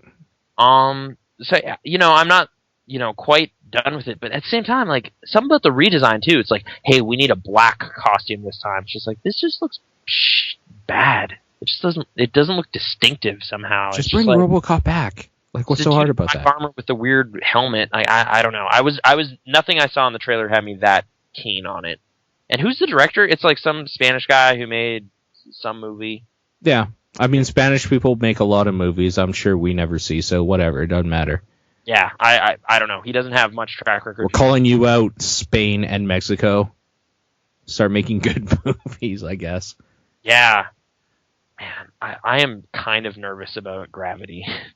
I don't even know what that is. Okay, it's the director of Children of Men and Harry Potter and the Prisoner of Azkaban. Okay. And Little Princess, if you go I have seen Children of Men. It's a good movie. Yeah, I thought it was a good movie. So I'm kind of, the guy who made that movie is making a new movie. Mm. Okay. All the trailers have been like, this, I don't know. Like, I like Outer Space. I like George Clooney. I don't really like Sandra Bullock, but okay. But the movie just looks like, all right, this is open water in space. I guess that's enough for a movie, but it promises kind of like sweeping vistas of space and kind of just people floating around in space and talking about stuff and whatever, but I don't know. Something about it is just like, this is the wrong tone I want in a space movie, because there's already not enough space exploration going on in humanity right now. So why would you scare people about space? People are already scared of space. Are you scared of space? No, I want to go there. I wouldn't. I don't think there's anything to do out there, honestly. But there's new stuff. We need to get off of this planet, dude. It's going to blow up. Yeah, no, I mean, okay, talk to me in like 50 years when we create like a Mass Effect machine that can jump us to stuff. Okay. Sure. Not when like I'm going to spend 5 years of my life getting to the moon or something. You know what I mean? Where I'm just like, I'm going to go to Mars. We whatever. Start experimenting with that stuff more, I feel, like... They should. No, it's just like absolutely. Weird... And when they get to the point where we could jump across solar systems, I'm there. Until then, I don't want to see Earth from like a higher orbit. I just want to see other stuff. I guess. I just kind of feel like that's something I feel humanity needs to work towards at some point. Like, that's kind of the next big step. Oh, dude, they should have been this whole time. I don't know why NASA doesn't get as much funding as they do. I know. It's been really weirdly frustrating seeing just like growing up when you're like 10 or 11, people are like, oh yeah, we're going to be going to Mars. We're going to make a bunch of bad movies with Val Kilmer and Gary Sinise about going to Mars. And then that just never happened. What movie were you talking about in specific? I was talking about Red Planet and Mission to Mars, which came out like the same year. Okay. Because I was thinking when you said Mars, automatically Ghosts of Mars. I own that movie. That's an important. Is it? I actually haven't seen it since it came out. It's pretty bad. Okay. I guess if we want to briefly talk about John Carpenter, I watched John Carpenter's Vampires recently. It's so bad. It's not very good. But you know what? There is like an earnesty to it that I actually appreciate.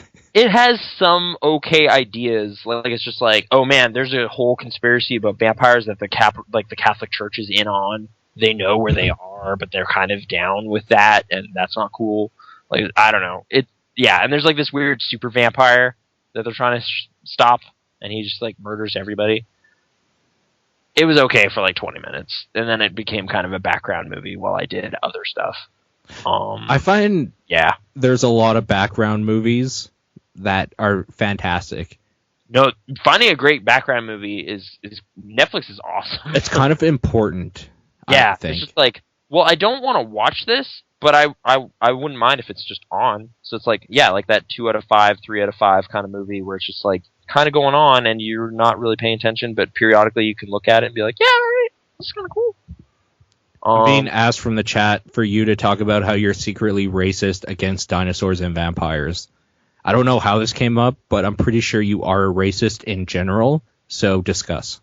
Well, like, my appearance right now looks a little sketchy, so I can kind of see why someone would feel that way. Are you racist against vampires? I kind of am after Twilight, because I don't think they should be on the same bus or in the same restaurants as me. I am less fatigued about vampires than I mean, it's become cliche talking about how cliche it is, but zombies have gotten kind of tiresome for me. Yeah. In a way that, like, mainly because they have no charisma or personality at all. Like, Did you see Warm Bodies? No, I just didn't care. Okay, it's kind of okay against what you're talking about because the idea of it is like there's still a human being and a human mind and spirit and stuff behind this like shell of a creature that can't do anything. Yeah. That's okay. Like, I like that idea quite a bit. Sorry, I'm just reading alarming things in the chat. But okay, Warm Bodies, I guess, but that's been explored too, hasn't it? Like, didn't Romero kind of toy with that in Day of the Dead with, like, that Bob zombie? Like, is he still human? Not as much as this. Imagine Day of the Dead where Bub or whatever is the main character, and you can hear his inner monologue. Yeah. So there's that, I guess. Sorry, just addressing controversy. Controversies need to be addressed. Yeah, it's about stretch marks, which I maintain are really freaky if you get them wrong. Do you have, like, things that freak me out segment of the week thing? Nothing new, I don't think. Nothing new? Yeah, nothing new has bubbled up that's like, ugh, I don't like that. Maybe we can find something as we talk. But anyways, yeah, I don't know. Like, Warm Bodies does a kind of decent job with that idea. Was it funny, though? No. I mean, like, they go for it, but I don't find a lot of things that are quoted as being comedies funny. Okay. Like, I don't know, maybe it's just because the word comedy, like, as a genre or whatever, has just been overused. I like dark comedies, and I like when, like, things are so weird and, like, blatantly dumb that they're funny. I like those, but I don't like things that are just, like, have silly lines in them, because I don't find those funny. Okay. I guess just briefly on that, have you ever seen The Odd Couple? Yeah, you're talking about, like, Jack Lemmon and Walter Matthau? Yeah. Do you find that funny? I don't remember. I haven't seen it in years and years right now. Just I started watching on Netflix, and I was just like, man, this is just not funny at all. Like, this is just sad. Like, legitimately just depressing. Like, in a way I was not amused by. But, like, ostensibly that movie's a comedy. Sure. I remember those two just having really good chemistry with each other, though. Right, but kind of like ripping each other apart in a way that's just like, ugh, why is this guy being so mean? Like in a Lethal Weapon sort of way? But way, like, just kind of, low blows, I felt. Like, when I was a kid, I was just like, okay, I heard this was a popular classic movie, I'm going to check it out. And I was like 12 or something, and I was just like, this is not funny. And I just grew up, like, kind of like, well, I probably just didn't get it or whatever. And then I was watching it again, it's just like, I still don't find this funny. This is just kind of, like, really depressing. Like, Jack Lemmon is too sad for it to be like, oh, I get it. He couldn't commit suicide because he pulled his back while he was opening the window. It's just like, oh, no, that's a terrible joke. It's a really bad joke. I don't know. Yeah, like, what are you doing, Neil? Like, is it Neil Simon? I don't know. Sure. I don't know, whatever. Yeah, classic movies, man. Some of them, I don't know how that happened. Like, it was just weird to me to think there was a time in history in like the late 60s where comedy that dark was like really popular because it was like the fourth highest grossing movie that year. It's just like, all right, weird. Times have changed. Like, nobody wants to think that seriously about something like that or whatever. I don't know. It was weird. Anyway, old movies. Some of them aren't great. Go figure, right? Yeah, I think we've had this conversation before. Casablanca. Yeah, I mean, I don't know. Like, even at the time, I'm sure people didn't think so because 50 years from now, the movies that we thought were terrible will probably still be terrible. Oh, I wonder if like 50 years from now, the movies we thought were great, it's just like, what the hell? Why did anyone ever like Superbad? What? You know. So, are you suggesting that like people's opinion of what's funny in like our culture changes over time? Oh, it's probably super relative to the times and what's. Yeah, because I mean, if we were more evolved, like say Britain or any of Europe, really, like sex jokes wouldn't be funny because that's just a thing that they don't like make controversial over there at all. Right. So maybe we should all be more like Britain, I guess is what I'm saying. That's not true because I hate British people. Why do you hate? No, I don't actually hate them. I just hate dealing with them on the phone. Oh. They're assholes. When does that happen ever? What? All the time. I work for British Airways. Oh, I get it. I didn't know that, so yeah. That makes sense. Hey guys, guess what? What? It's monocle time again. Oh, there you go. So you got a job. I did. That's kind of been a weird thing because like I got hired at one place and then upon returning home from PAX, I got an interview and now I'm kind of in this point where I think I'm going to be hired somewhere else. So what is the correct etiquette for the other job? Do we discuss what jobs they are? One of them's a theater. One of them's at the movie theater. And the other? Say that. And the other one is at a bookstore, like I was kind of wanting. Sure. Well, which one do you want? I want the bookstore one. Well, then you ditch the theater, period. Right. I know, but like I still feel kind of like, well, should I even be going to the training? Because I don't know yet, right? Like I'm kind of in this limbo zone where it's like, that second interview went really well. Oh, you didn't get the job then? They just called you back saying, we want to pursue this maybe. Well, I got a second interview, and then after the interview, there was kind of like, so when will I know? Well, but I can't say that, and we're going to email you on Monday. So what you do is you go to your training.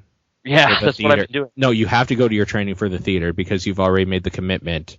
Right. You find out what's going on, then you make the decision, and then whichever one you don't want, you call them and say, listen, I'm really sorry, thank you for your time, but something else has come up, and I hope we have, like, contact in the future or something. Like, some just random PR bullshit.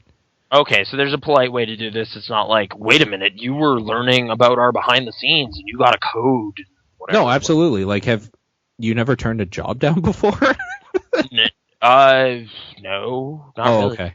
Yeah, like, it's weird. In previous times, I would kind of just snipe at stuff. Like, I'd just be like, I want to work here, apply here.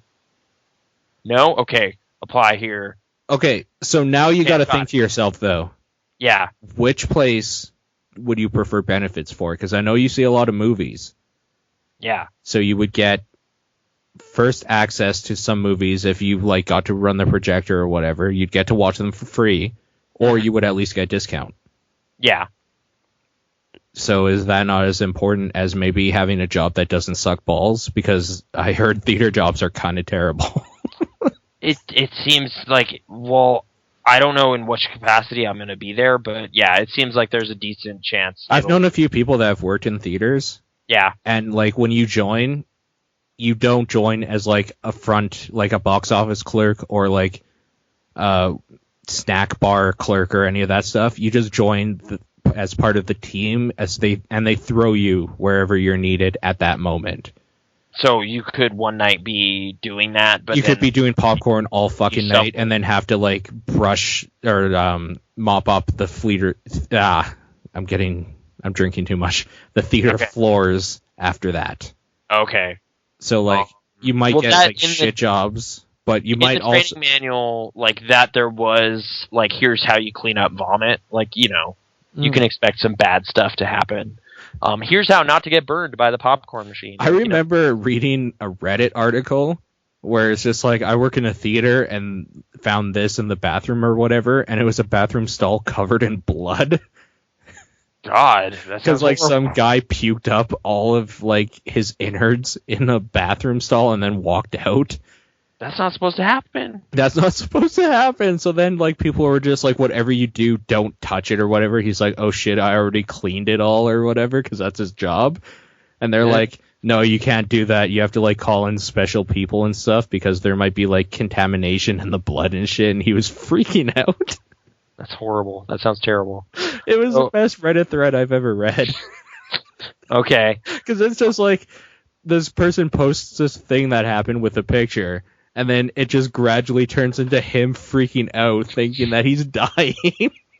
Yeah, it's like, you need to go to a doctor, bro. Like, seriously, leave right now. It's just like, what are you talking about? It's watching somebody's, like, personality just get torn at the seams where they're like thinking they're gonna die in the end sort of thing. It's perfect. It's the best thing. That sounds morbid, but okay. Yeah, I don't know. It's just like kind of strange to be at this point where, you know, your life could literally go left or right, and you're just like, well, I don't know, this one has a longer commute, but this one, you know, is really, you know, convenient, and I'm already there. But the bookstore is convenient. No, the bookstore is not convenient, but it's something I want to do more. I think it would make you happier, probably. For one thing, it would be quieter. It's a lot quieter. Yeah. I kind of like that. Like that theater, apparently, especially because they want you to work there on the busiest days, so it would just be chaos. And I've actually worked in a library before, and that's a decent job. Okay. You were a librarian?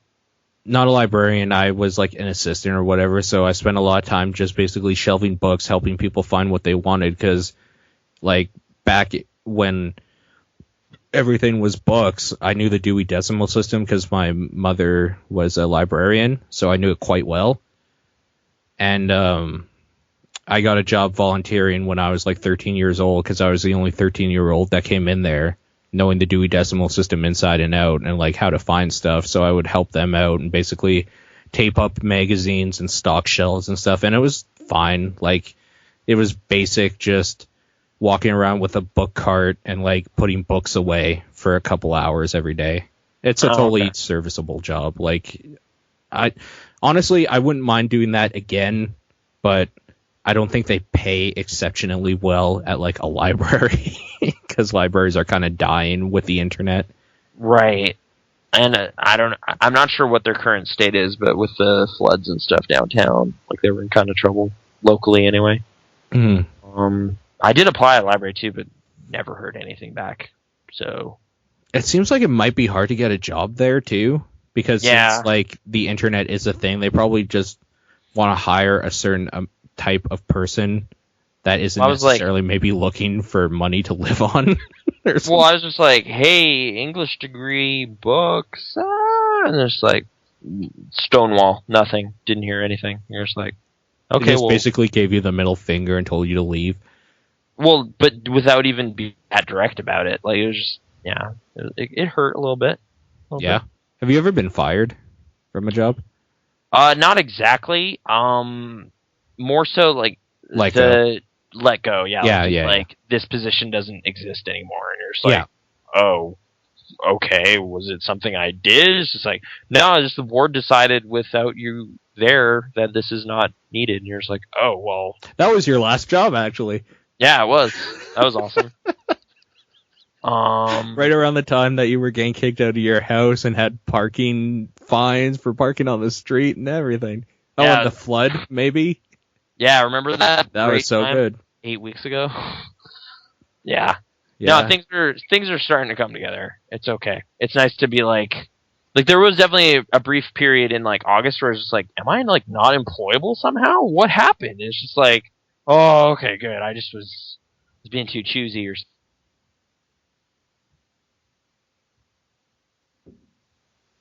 It's like, well, I could choose multiple jobs, you know? Yeah. Yeah.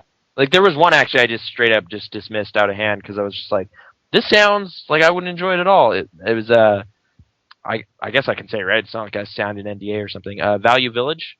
Oh my god. Yeah, there's no way I would work there. It was basically, the reason I chose it is because there was a night where I was like, man, I need a job. Like, we were about to leave. Okay, so you were watching Storage Wars a whole lot.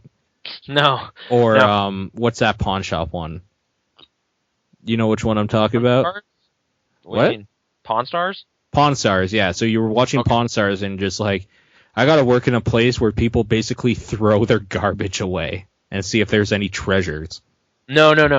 The reason I gravitated to them was basically, I was just going through Kijiji, and there was, like, I just saw that this Halloween store was hiring, and I thought it was hilarious. Because I was like, wow, what a short-sighted job to have, because it is just... Is that the one in Sunridge that used to be an A&B Sound? No, I didn't work at A&B Sound.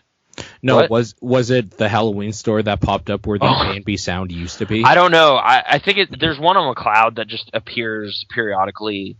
There's one in Sunridge as well, and Cross Iron Mills. No, there's a bunch of them. It's a weird business that I don't know how it's sustainable at all, but it exists for like 2 months before Halloween and then disappears. So I was like, well, whatever. That would be like at least a thing, and I would legitimately think it was hilarious, so I'd probably be in a good mood there or whatever. So I replied to that and got nothing, like no replies. So it's just like, what? Okay.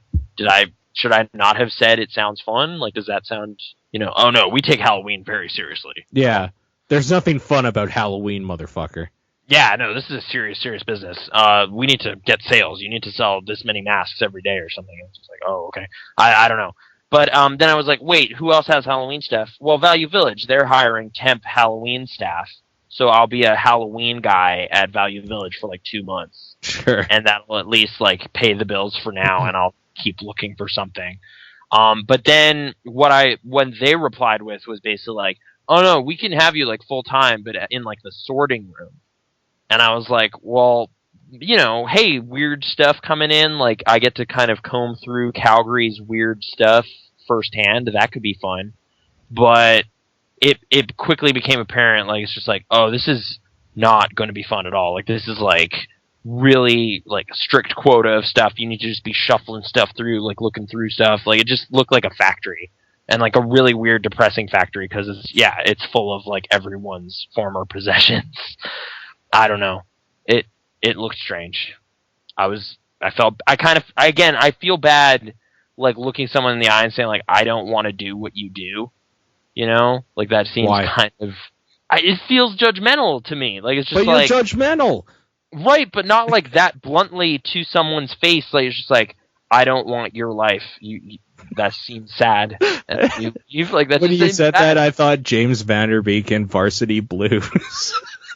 I've never seen that movie, so He literally says that exact line to like his father, where he's just like, "I don't want your life," in this terrible accent. Well, there you go. See, I didn't want to do that to somebody. And yeah, it would have been reasonably close and all this stuff. It just didn't seem like I knew, even though they were offering me all these hours and stuff, I would be like totally upset with that job in like a month. So it wasn't worth it. And I'm glad I waited because it actually worked out. But yeah. You have a horseshoe up your ass sometimes too. What does that mean? Lucky? How like shit just works out. It's like, well, I could have got this job that I would have hated my life for because I need to pay bills, but luckily this thing I kind of want to do came along. Yeah. That was really, I was not expecting that to pan out quite like that. Like, yeah, it was as we were, like, we just got cell reception back a couple hours earlier and we got the phone call. I was like, oh, yeah, no, I'll do that. King Cat. So, for the audio version, that'll make no sense at all, but I am a cat with a crown. Metaphorically and literally. Both. You are a cat Yeah. I'm sure you have a crown in real life as well. Mm-hmm. A cat with a crown. Let's move on to, I don't know. You were reading books. I was reading books. I was listening to audiobooks, which is something I haven't done. It's actually kind of cool. It's like listening to a podcast. It's like listening to a podcast, but it's like really direct and personal. Yeah. I don't know. It's like just, hey, this guy is talking to you. You're just like, oh, yeah, no, tell me a story, Stephen King. You know Ethan Hawke? Yeah. He's a good reader. Like, he's a good person for those. I can't remember which one he did now. The Slaughterhouse-5, I think. Oh, weird. Okay. He's really good narrator. It's weird. Cool. I don't know which actors have done this, but for me, it was actually, hey, I got it right here. I was Stephen King's On Writing. I got it on CD, so I imported all of those and then put it on my iPod. You know an easier way to do this? What? Audacity.com. Audacity, I think. Or Audible? Audible. Audacity is the program I use to cut this podcast. Audible.com. We should be getting sponsored, I think, because you're like all about the audiobooks now. Yeah, it's my first one I've actually listened to, but I really, really liked it. It's some pretty cool insight into his career and also just like writing practices and whatever. And then some cool behind the scenes stuff on specific books too. So like he talks about Misery a lot in that one, so then I started reading Misery and I'm partway through that. I like that story. I've seen the movie before, but now I'm kind of seeing how they differ and stuff. Sure. And kind of at the end of it all, I think I'm going to watch the movie again. Because I don't know, that was a solid adaptation. Good job, Rob Reiner. You did good. Fuck Rob Reiner. What? Stand By Me was good too. Actually, it was pretty good. You watched that recently, didn't you? Yeah, me and Brittany watched it. It was okay. And A Few Good Men. That was a movie. That has nothing to do with Stephen King, though. No, but it does have something to do with Jack Nicholson, who we talked about 2 weeks ago. Right, who retired from acting, just as we predicted. Because he's going crazy, or whatever. No, he's getting forgetful. He's going senile. Because, he was done. Yeah. How Do You Know was his last movie, which is maybe too bad, but oh well. Oh, and I watched Hoffa, which was a completely forgettable biopic about James Hoffa. Most biopics are completely forgettable. Yeah, this one was like directed by Danny DeVito, but it was like hyper dramatic in a way that was just like, this story isn't as interesting as this music thinks it is. I don't really care, but okay. There was like a moment or two where I was like, oh, that's some good yelling courtesy of Jack Nicholson, but I was not interested from minute to minute for the whole thing. David Mamet wrote it, and initially I was like, oh, that's kind of disappointing, but then I was kind of thinking through, it's like, oh, David Mamet's been in a lot of kind of lame movies, like writing wise. Glengarry Glen Ross is a good example, but I don't know, there's been some kind of stuff along the way, like Spartan. Does anyone care about that movie? No. Yeah. Red State. No, wait, Red State was somebody else. Red? What is that movie? Red? It was about MMA. Oh. Tim Allen's in it. I don't know. Oh, fuck, I don't know. Whatever. Tim Allen. David Mamet, playwright / screenwriter. What's your opinion on drug dealers? Since we're talking about Tim Allen. Right. What? What does that have to do with... There was some controversy back in the day. I'm pretty sure it was just a rumor where he was selling, like, coke to kids. Oh, no, that was an episode of Home Improvement where one of his kids bought marijuana, and it was, like, really sketchy. I really actually liked that show. No, that's fine. It was... yeah, I grew up watching that a lot. Okay. Drug dealers, well, according to the show I watched, Breaking Bad, they're super badass, and you should be one. I think is what that shows. Right, I guess what we're saying is that if you're not a drug dealer, you're not doing life right. Yeah, like, you get stacks of money, you can play everyone like a chump, and you finally get to flex your intellect, you know? Like, it's really the best way to go. Jokes, I think, but that show, it's fun. It's just kind of weird. He blows up that car, and then the Knife Party song, I like Knife Party. I don't know what song you're talking about. It might be like their worst one, but I kind of enjoy them. I think it was Bonfire. Okay. Yeah. Speaking of Bonfire. I like Knife Party too, but it's just a weird fit. It's a weird moment. Speaking of Bonfire. Yeah. Childish Gambino.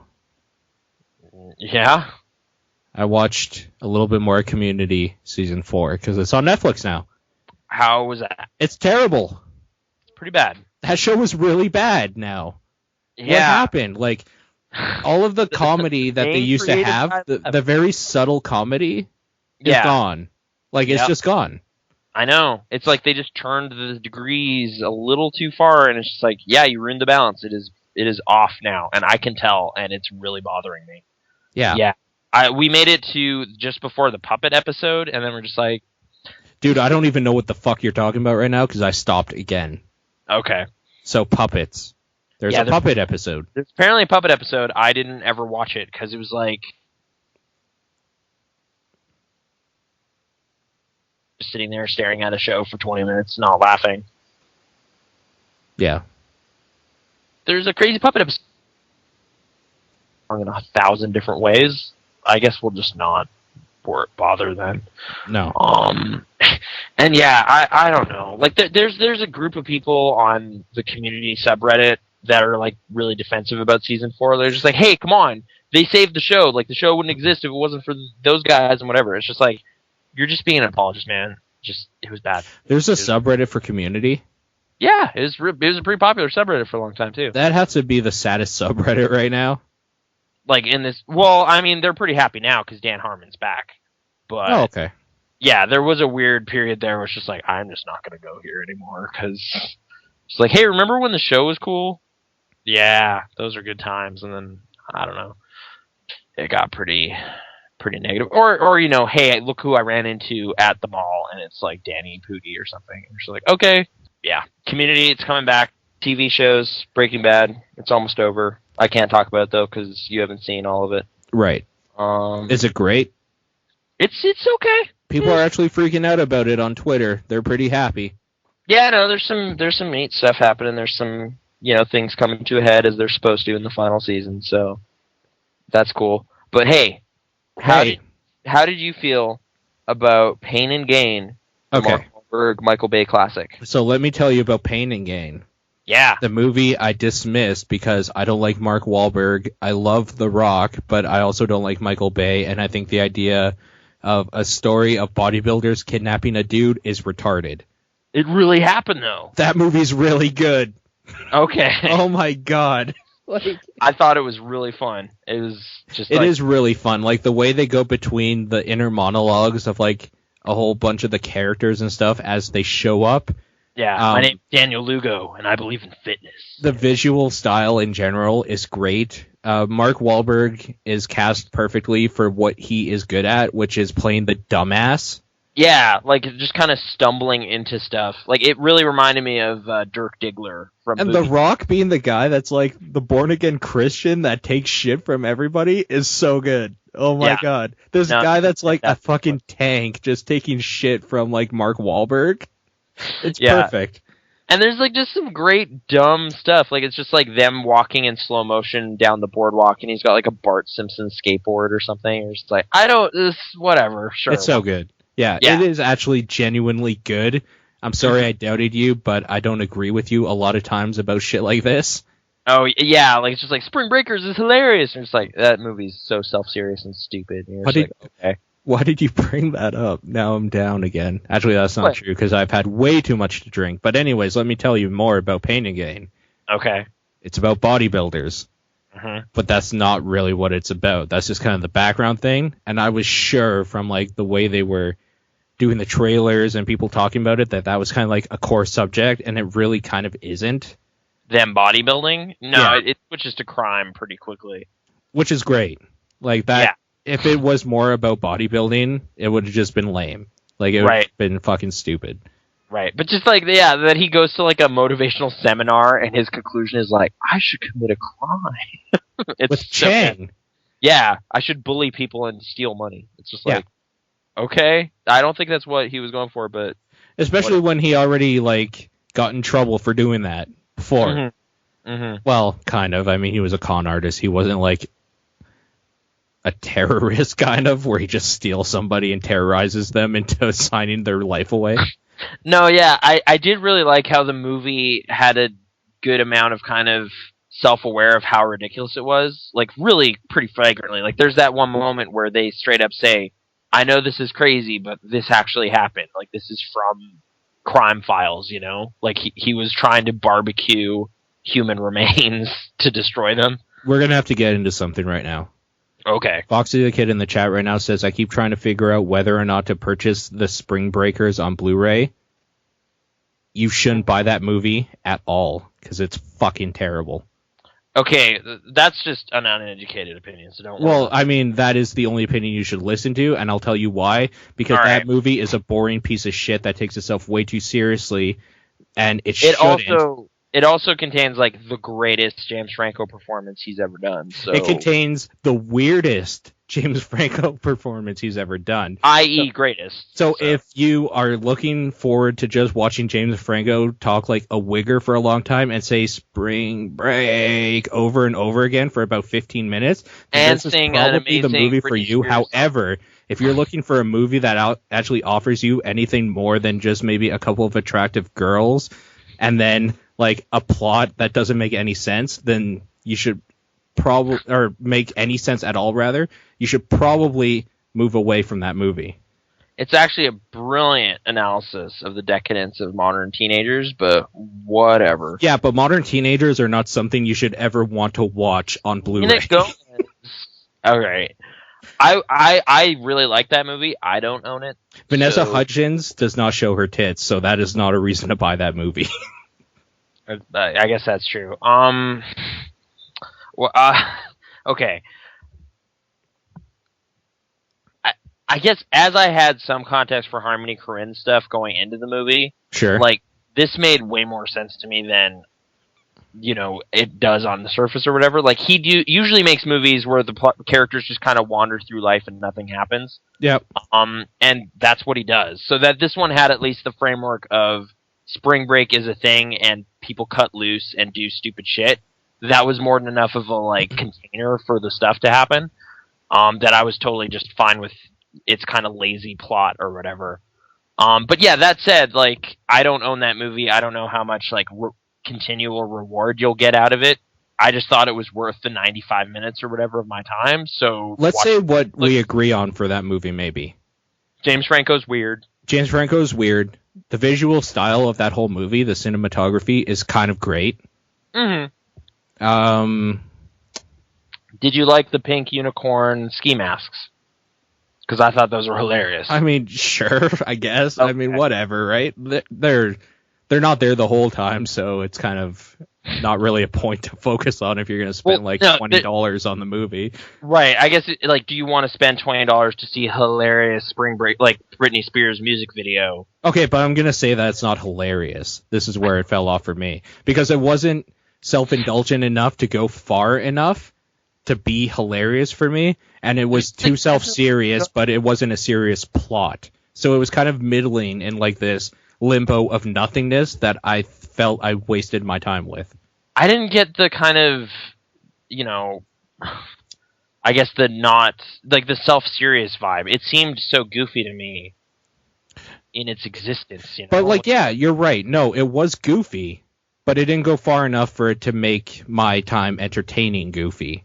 It was just kind of in the middle somewhere. Kind of like Kids was too, but Kids wasn't goofy. That movie was way too self-serious, I think, and they thought they had an important message, which I don't think they did, maybe, but... Right, he wrote that movie, right? I think so, yeah. That movie gets a lot of praise for some of the stuff it does, but I mean, the reason why it sticks in anybody's memory that's seen it is because dude rapes a girl with HIV. Mm-hmm. So it's big fucking deal. That's the reason for watching this movie. Go fuck yourself. It's edgy, but yeah. Not. I don't know. I guess if you're really cynical about the youth of today, you might have a great time because you'll be like, yeah, these fucking kids, what are they doing? Whereas if you're nah, I'm optimistic about the future. What if you are the youth of today, though? Oh, this movie is making fun of you. I hope you understand that. Okay. That was actually one of the great things is because, it seemed we were in a theater where, some people were there expecting just, an actual cut-loose party movie. And then the movie basically flips them off in the first 10 minutes. That's kind of funny. Some of them left. So it's just oh, right, no. This is for a really narrow margin of people that are man, what is happening with kids today. And, like, yeah, if you want to be the old man yelling at people, like, that kind of thing, get off my lawn, this might work for you, but it might not. Because it's like... We just pissed off some people in our chat because they're like, we are the youth of today, fuck you. Well, the movie hates you. I'm just saying... We didn't make the movie.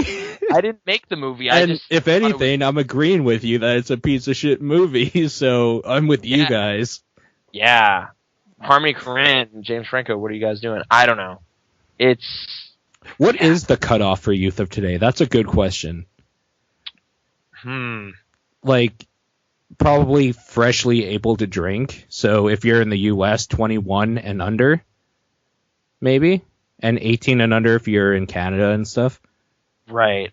I'm not really sure where it's like, well, this group of people will think completely differently than I did growing up. It'll be like a weird barrier, you know?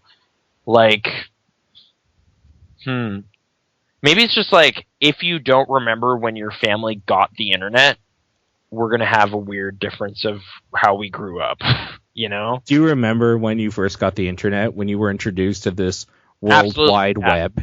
Like, I was 11, and, like, I kind of relate it to just, like, well, that's probably, like, how my parents' generation, they got a TV after they were born. They weren't just born in a world with a TV. Okay. You know? So, like, they just become immediately acclimated to that being there, whereas if you didn't, you're not as comfortable with it. So it's like, yeah, like, always communicating what you're doing all the time is, like, a thing we had to adjust to, whereas there's a group of people that were born, like, post-2000 or something. Well, they were born post-Twitter, even. Small, you know, like 5-year-olds or something, but... I guess. Yeah, like, you know, like, there are 8-year-olds today, though, that YouTube has existed their entire life, right? Dude, YouTube didn't even exist before I graduated. Yeah, like, it's pretty new, really, but it's becoming older and older, right? So eventually it's just... Smartphones didn't even exist before I graduated. Yeah, like, you know, like, it's kind of weird thinking back on, like, there is actually still, like, a window in pop culture that people who matter now won't remember. Like, you're just like, oh no, yeah, like, all those movies in the 90s, like, what are you talking about? The Scream movies. And you're just like, what is that? Why would I watch that? What's this old movie you're talking about? And you're just like, what? Like, you know, it's already starting to happen where you can feel old and out of touch, and I'm 26. Dude, I started feeling old and out of touch when I was working in St. Albert in a Staples warehouse.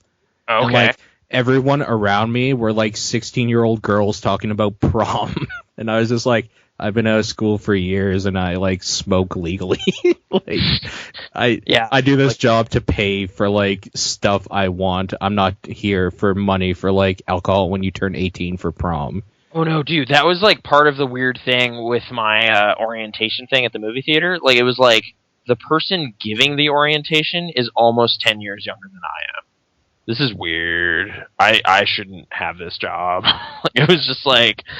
Yeah, like that made it a whole lot easier to be like, I need to take that other one. Like, this is, yeah, they'll be fine without me. Like, it's almost sad that I'm here right now.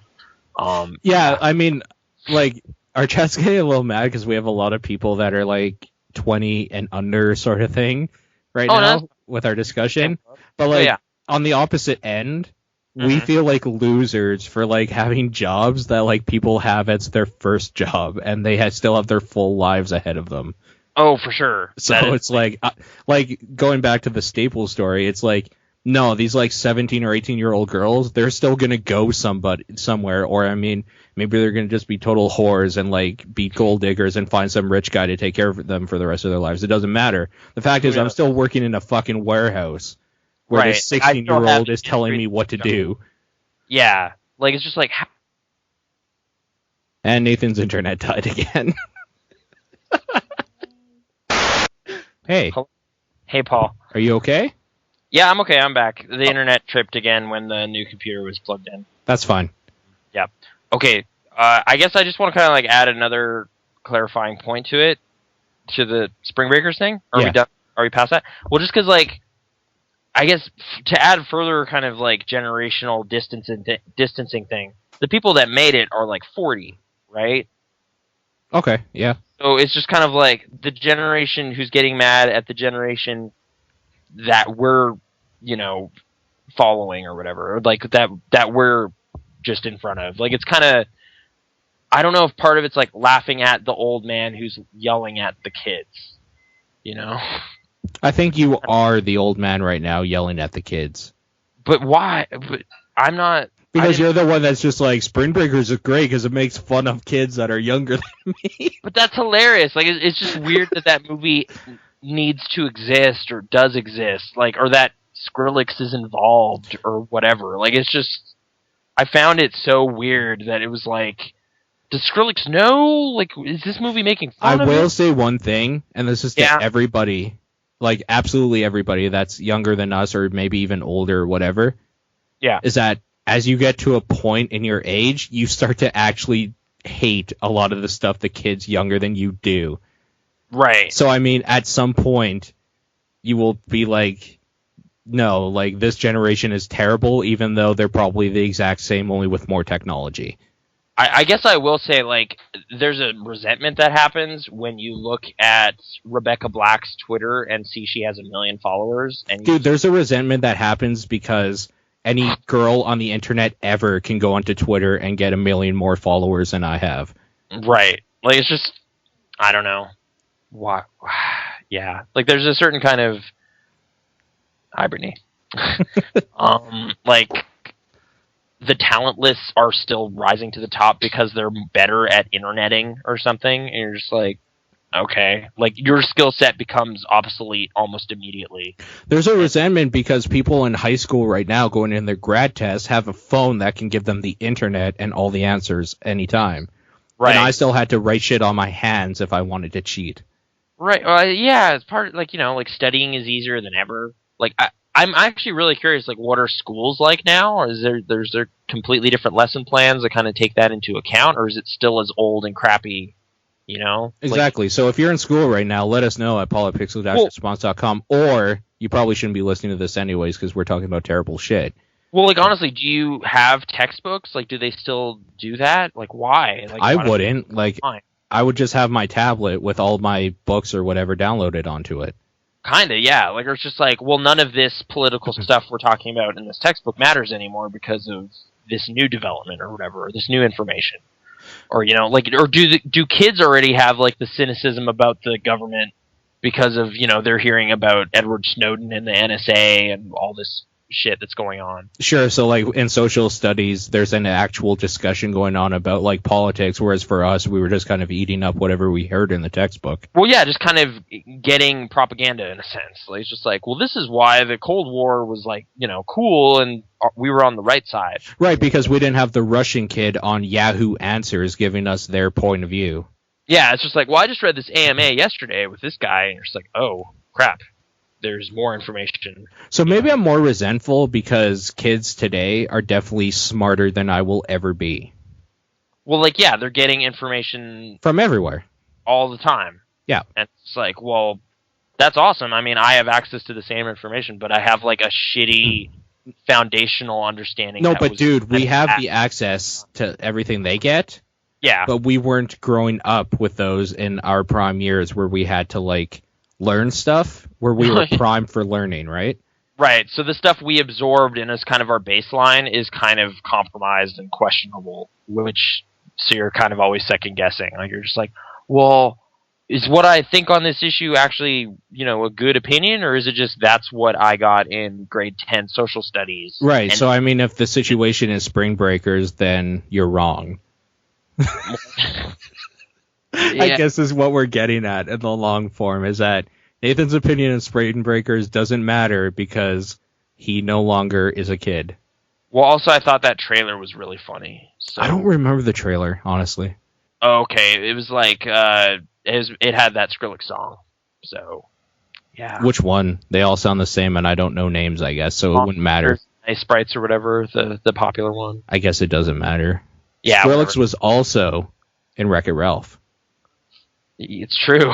Like, he was there on screen as a character, and also there was a remix of his. Yeah. So, yeah. I like Spring Breakers more than Wreck-It Ralph, though. Sorry. Okay. I'm just gonna shrink away. I'm gonna say particularly, like, I wouldn't watch either of them again. But I personally, I did have more fun with Wreck-It Ralph in the first time, and that's mainly because the twist or whatever I actually didn't see coming, which was a nice surprise. Yeah, no, that's fair. Although maybe it's just like, I'm already a Nicolas Cage fan, so I have like this appetite for zany performances. Mm-hmm. James Franco, I might go back and watch that. Maybe. I think it might be important if we're going to talk about just James. Like, I think we both agree that the only reason you might watch Spring Breakers is because James Franco gives, like, the weirdest performance I think he'll ever give. Hopefully not. I mean, fingers crossed that he'll figure out something else crazy. James Franco also isn't in it for the first, like, 45 minutes or something. So, like, go into that knowing that he'll be in it eventually. I guess so, yeah. It spends a lot of time with the girls, and I didn't care about any of them at all.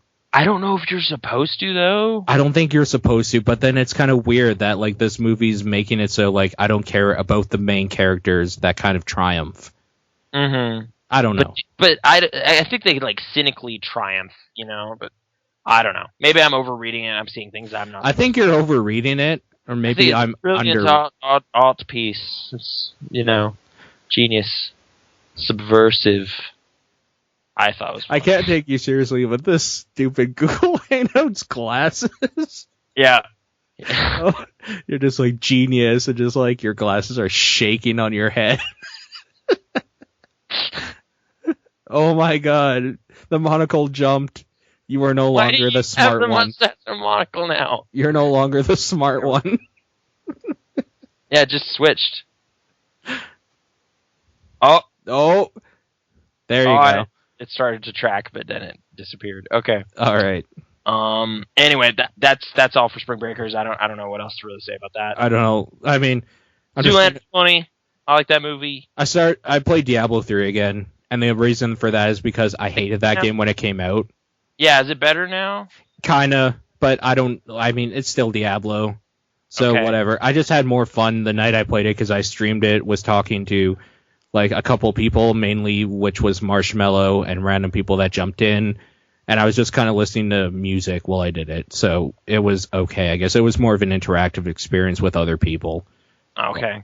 But it was like, the background movies we were talking about? It was the background game, kind of. There's some games I've enjoyed in that way, too. Where it's just like, well, it's not great, but it's kind of a cool background activity. In some ways, Plants vs. Zombies was one of them. Two?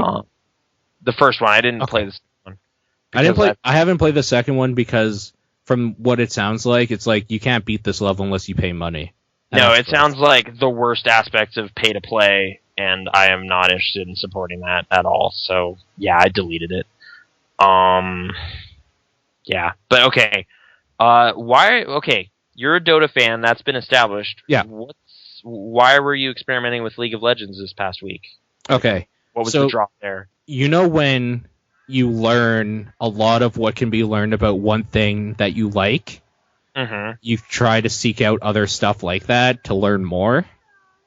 That's League of Legends for me, because it's kind of the same game, only way easier with new heroes. Oh, okay. So it was fresh again. Does it was this skill set I have apply in this field? And in a way, it does, but in another way, it totally doesn't. Like you weren't immediately a rock star at League of Legends? No, because it's way different. For one thing, there's no such thing as last hits, or denying creeps, I should say, which is a big thing in Dota, because what you're doing is you're attacking your own creep and killing it so that the other player doesn't get as much money or experience from it. Oh, okay. That doesn't exist in League of Legends. It's just like you kill a creep for money. That's it. So you don't have a little simpler then? You don't have to worry about denying. The towers can absolutely destroy you way earlier than they can or for a longer time than they can in Dota, but they don't have as much reach, and they aren't as smart, I guess, because like in League of Legends, they won't really attack you unless you attack a hero near them, or unless like you're the last one standing, so you can just kind of run off. In Dota, they just kind of go wherever or whatever, but you can kind of game them too. League of Legends has a different kind of play style where like I don't know. There's just different types of characters and stuff, so it's learning that all again. And yes, you did give me the code, so thank you for that. Also, it's the one League of Legends thing I can hold up to the camera. Yeah. So, yeah. But which one are you going to main, I guess? Dota 2. Okay. Because, I mean, it is the MOBA that's hard. So I got to keep my feet in that. League of Legends is kind of like the fun pastime right now, where I'm just kind of playing with people against bots, or just like with people that are trying to teach me more about the different characters, but I kind of don't care about any of them. The main difference is that in Dota 2, a lot of the characters seem like, well, first of all, they're based off of Warcraft 3 models of different like enemies and shit like that, of heroes. Yeah. But they seem a little bit less weird anime sexualized than in League of Legends, whereas like League of Legends will just have like the archer wearing nothing at all almost, and just that sort of stuff. So in a way, Dota 2 has a little bit more class maybe to it. Okay. But I'm not sure even if that's really fair, because it still has some weird shit going on for it too. But I also don't like how League of Legends is consistently changing their characters, like they're updating, so different characters are more powerful or less powerful, or they're changing stuff around, so you're basically learning the game every week, whereas Dota 2, they give you all the characters and they'll change small things here and there, but they're not like just changing a whole bunch of stuff. Also, that's really distracting. No, sorry. Isn't that kind of like a different way they do the like paid side of it though? Like, isn't League of Legends kind of constantly rotating characters, kind of be like, hey, if you really like that guy, you could buy him? Yeah, no, like every week you get, the thing I do like about League of Legends is you can play for free, and every week you get to choose some different characters to try out and see who you like before you pay money for them. Yeah. Whereas Dota 2, it's like you download the game, it's all free, you can play everyone at any time. The only difference is when you want to pay for something, you're paying for items. Right, like, which is completely aesthetic. It has nothing to do with the gameplay at all. Yeah. And I do like that better than League of Legends, where it's like, well, I'm really good with this character, so now I have to buy him. I do like that, like, I'm really good with this character, thank God they're unlocked from the start, and I can use at any time. Right. So the payment side of it is almost voluntary. Like, you're just like, I really like this game. Like, I like this weird color scheme that I can get or something. Or this voice pack, is that part of the paid stuff too? Well, like announcer packs and stuff like that. I just turn the announcer off though, because I just listen to music or podcasts when I play. Oh, okay. Yeah. All right. I'm still kind of sussing out some of this stuff. Like, you were kind of asking me, like, when am I going to jump in on this? Like, honestly, just the fundamentals of it don't sound like things I want to do. Yeah. But, like, I mean, like, I don't play, like, you know, like, it stems from, like, Warcraft 3 stuff. Like, I didn't play that. I have no interest in that. Like, isometric slashing and attacking stuff, I just don't... Those aren't game mechanics I find interesting. Fair enough. Then, like, people talking about, like, comparisons to fighting games, like, I don't play those a lot either. So... I'll put it this way, for, like, matters. Maybe I'll have my last word on this for, like, anybody that might be thinking about it, or, like, any of that. If you're not willing to put in the time it takes to learn really how to play characters, or, like, how to play the game, don't bother. Because you're not going to have a good amount of fun in it unless you put in some motivation and time into some of the stuff. Just period. Like, you cannot pick it up and just, like, think that you're going to have a good time. You have to play a whole bunch of times with different people. You have to learn different things. You have to learn items you can buy against different characters. Then, like, when you get to that point, you can start playing online with other people and feel confident enough that you have fun in it. Mm-hmm. If you're not willing to, let's just put a round number on it. If you're not willing to put at least 100 to 150 hours in of just learning the game, don't bother. Because you're not going to have enough fun to to motivate yourself into it. Okay, that's like a pretty high barrier. It is high, but if you take into account that each game will probably last you 30 to like 60 minutes, and you can play with friends, that time can go by really, really quickly. So play 120 games, and then you'll know whether it's a thing for you or not. I would say play at least 50 games with bots, and then try one game multiplayer with other people, and if you don't like it, you won't like it. Okay. It's just that simple. Like, it's one of those things that if you're not willing to put in time, you're not going to like it. That's it. So it's like, playing guitar.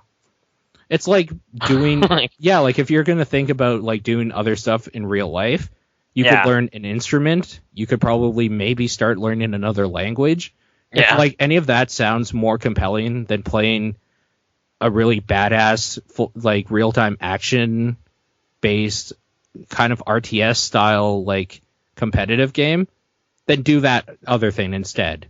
Okay. If you want to get into like a competitive scene where like you will consistently always be able to log in and find a game and have fun with, and like for a couple hours at a time, then maybe like give it a shot. But if not, like I don't know. I guess I'm sick of people thinking that they can jump in with somebody for like 3 games and learn the game. You can't do that. If you're not motivated to put in the time, don't bother.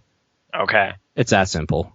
If you are willing to do that, then like there's many people out there, I'm one of them, that will help you learn stuff. Mm-hmm.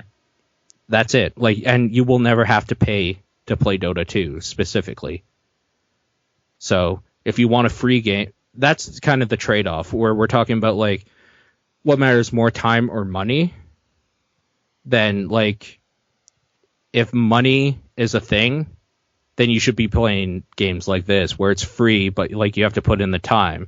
Mm-hmm. If money isn't the thing, then like just buy a $60 game and put in your hour and a half or 2 hours and have a good time with it. Whatever.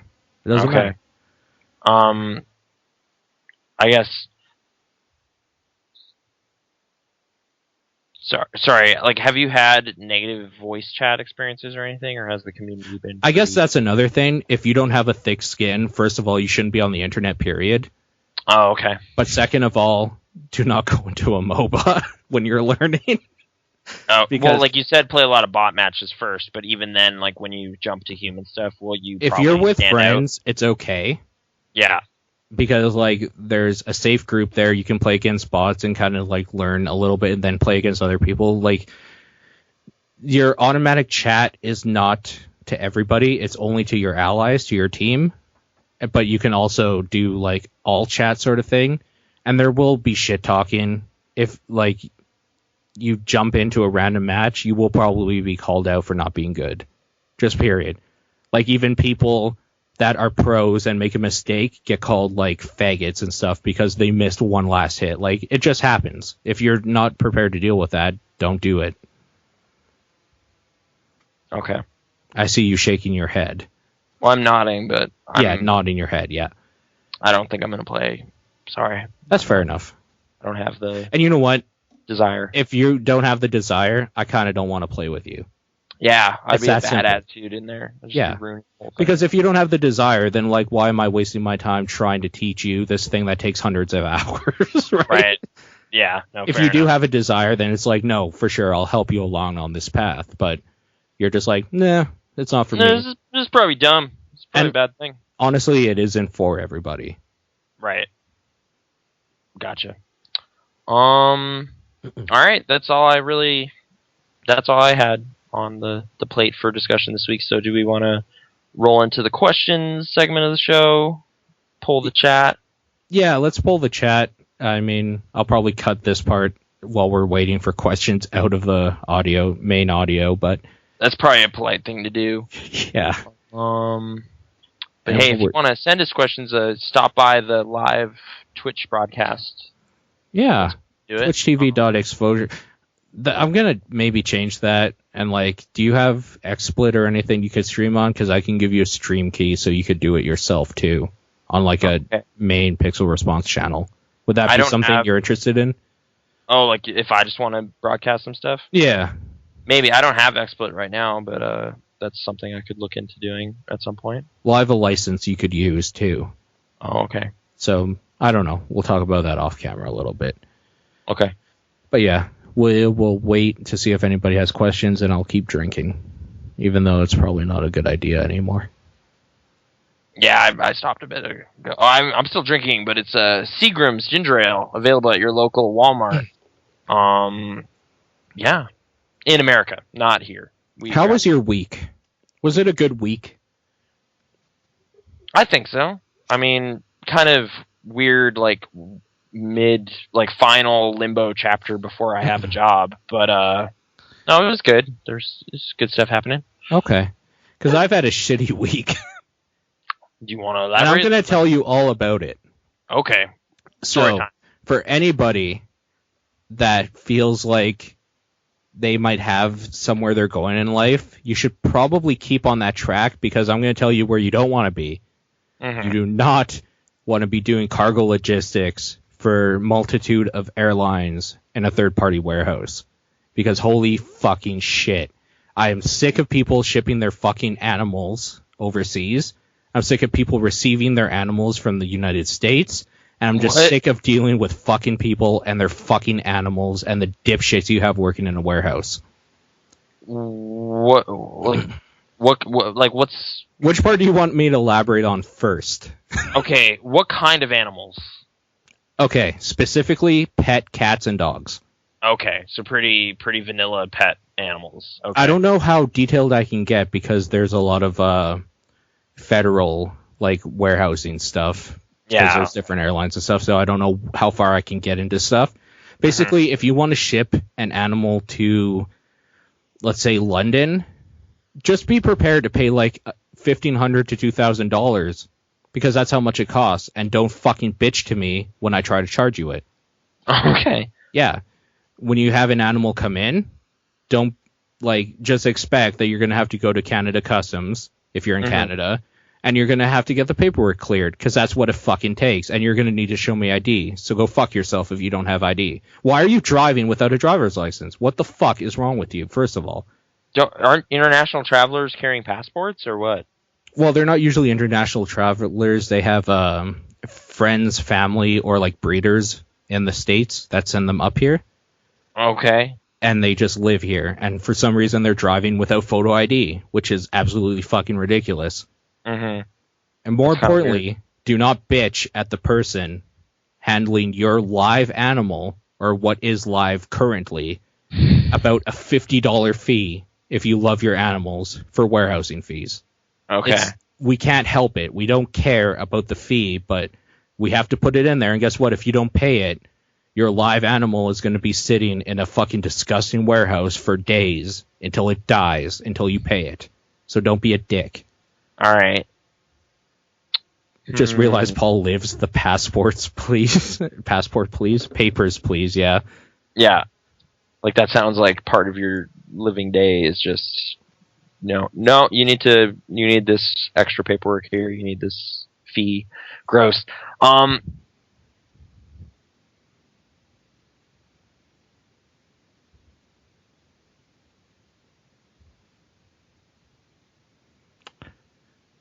I think your call's cutting out a little bit, unless you muted your mic.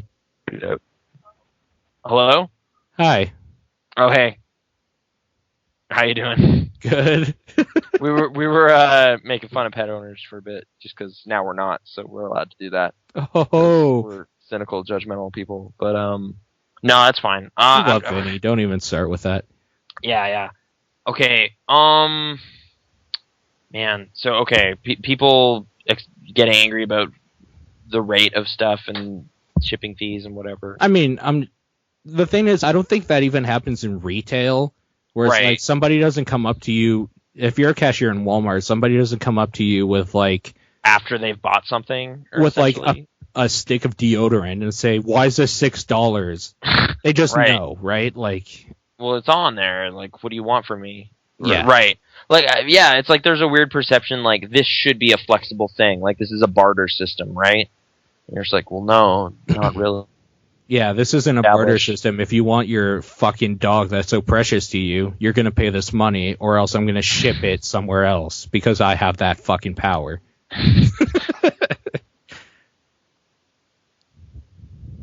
Stations, or do people come down there? What's that? In person or on the phone? This is in person.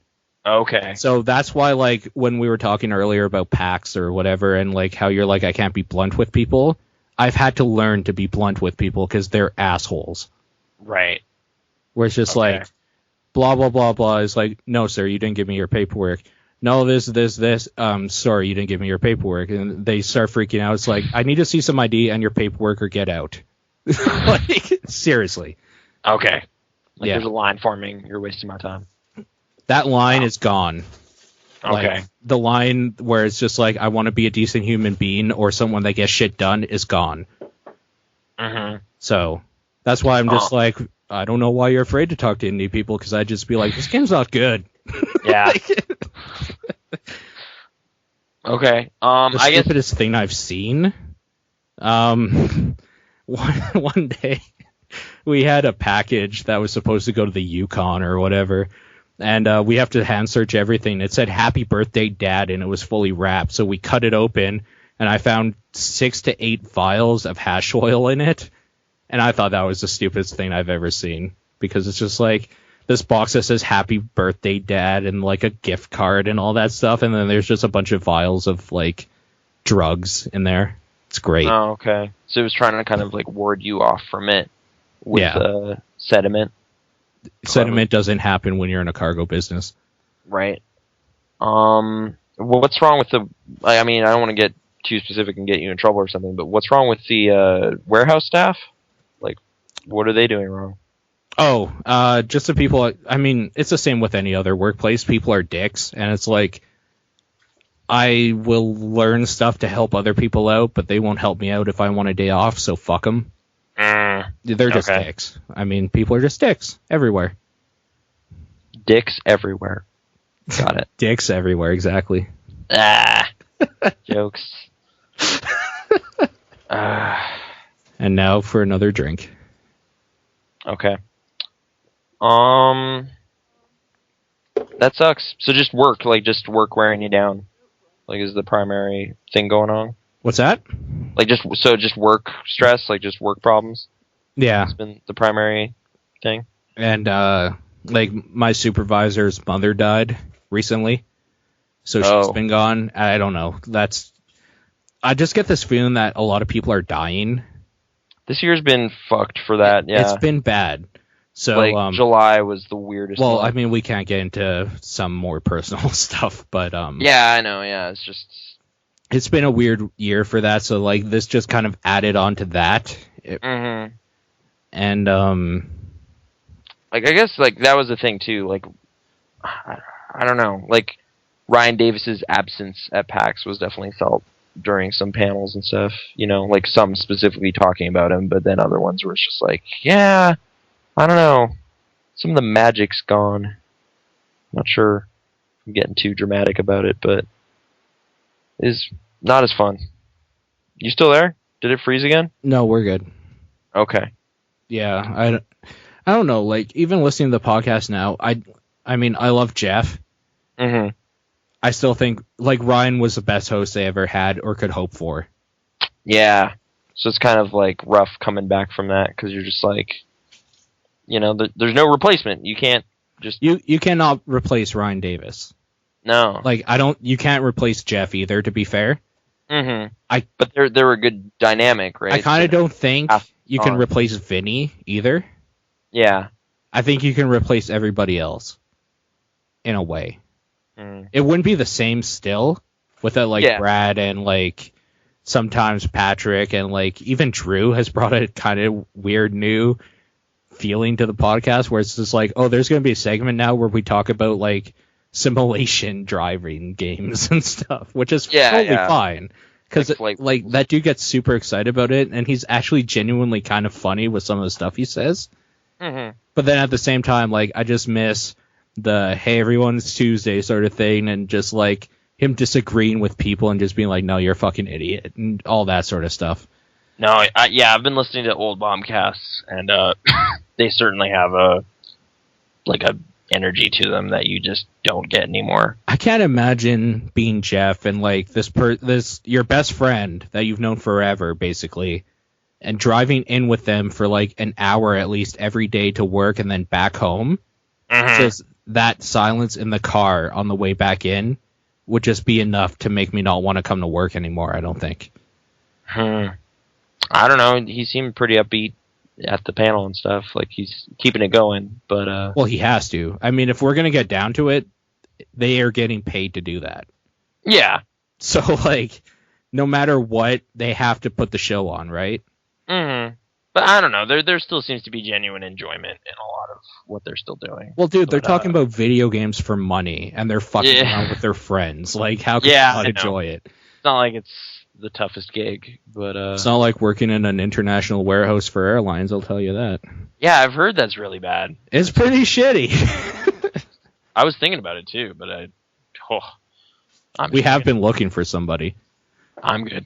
Yeah. I cannot recommend highly or anything other than like against doing that. And the only reason I still do it is because I've been doing it for years and I just know how to do it now. Mm-hmm. But yeah, I don't know. No questions this week, I guess. So okay. We should wrap up for this wacky video cast. I'm kind of going for like an Abe Lincoln beard with this, and it's pretty good, as close as I could get, So. Mm-hmm.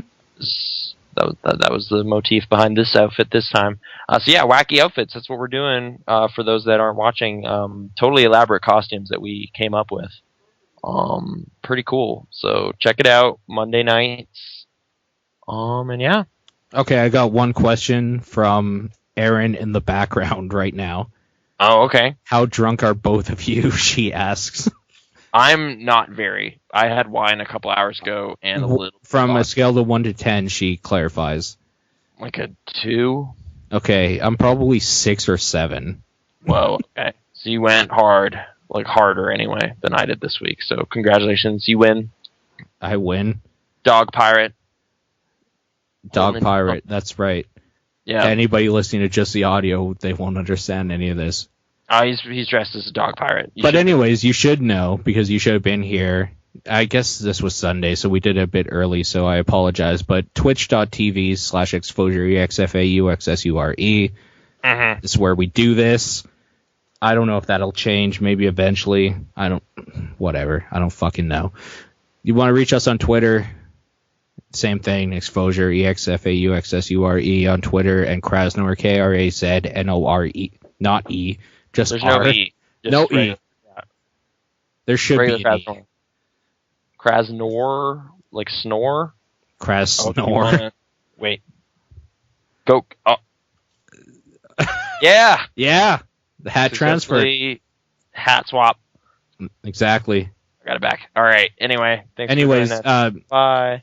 Well, wait. I'm just going to quickly say, for joining us this week, thank you. Aterif, Black Tea, China Cup, Flyzer97, Foxy the Kid, Let's Play Max, Mr. Marshmallow, Victor the Penguin, and Secondhand Sarcasm, with a few that had to go a little bit earlier. So thank you very much for joining us. If you want to be on that list, join us Monday nights, usually at 7 o'clock. I'm not sure what's going on. Just follow us on Twitter, and you can see what the hell Nathan's doing right now. Actually, you know what? You might be able to see it anyways, because this might go on YouTube. Anyways, we'll talk to you guys later. Bye, everybody. Bye.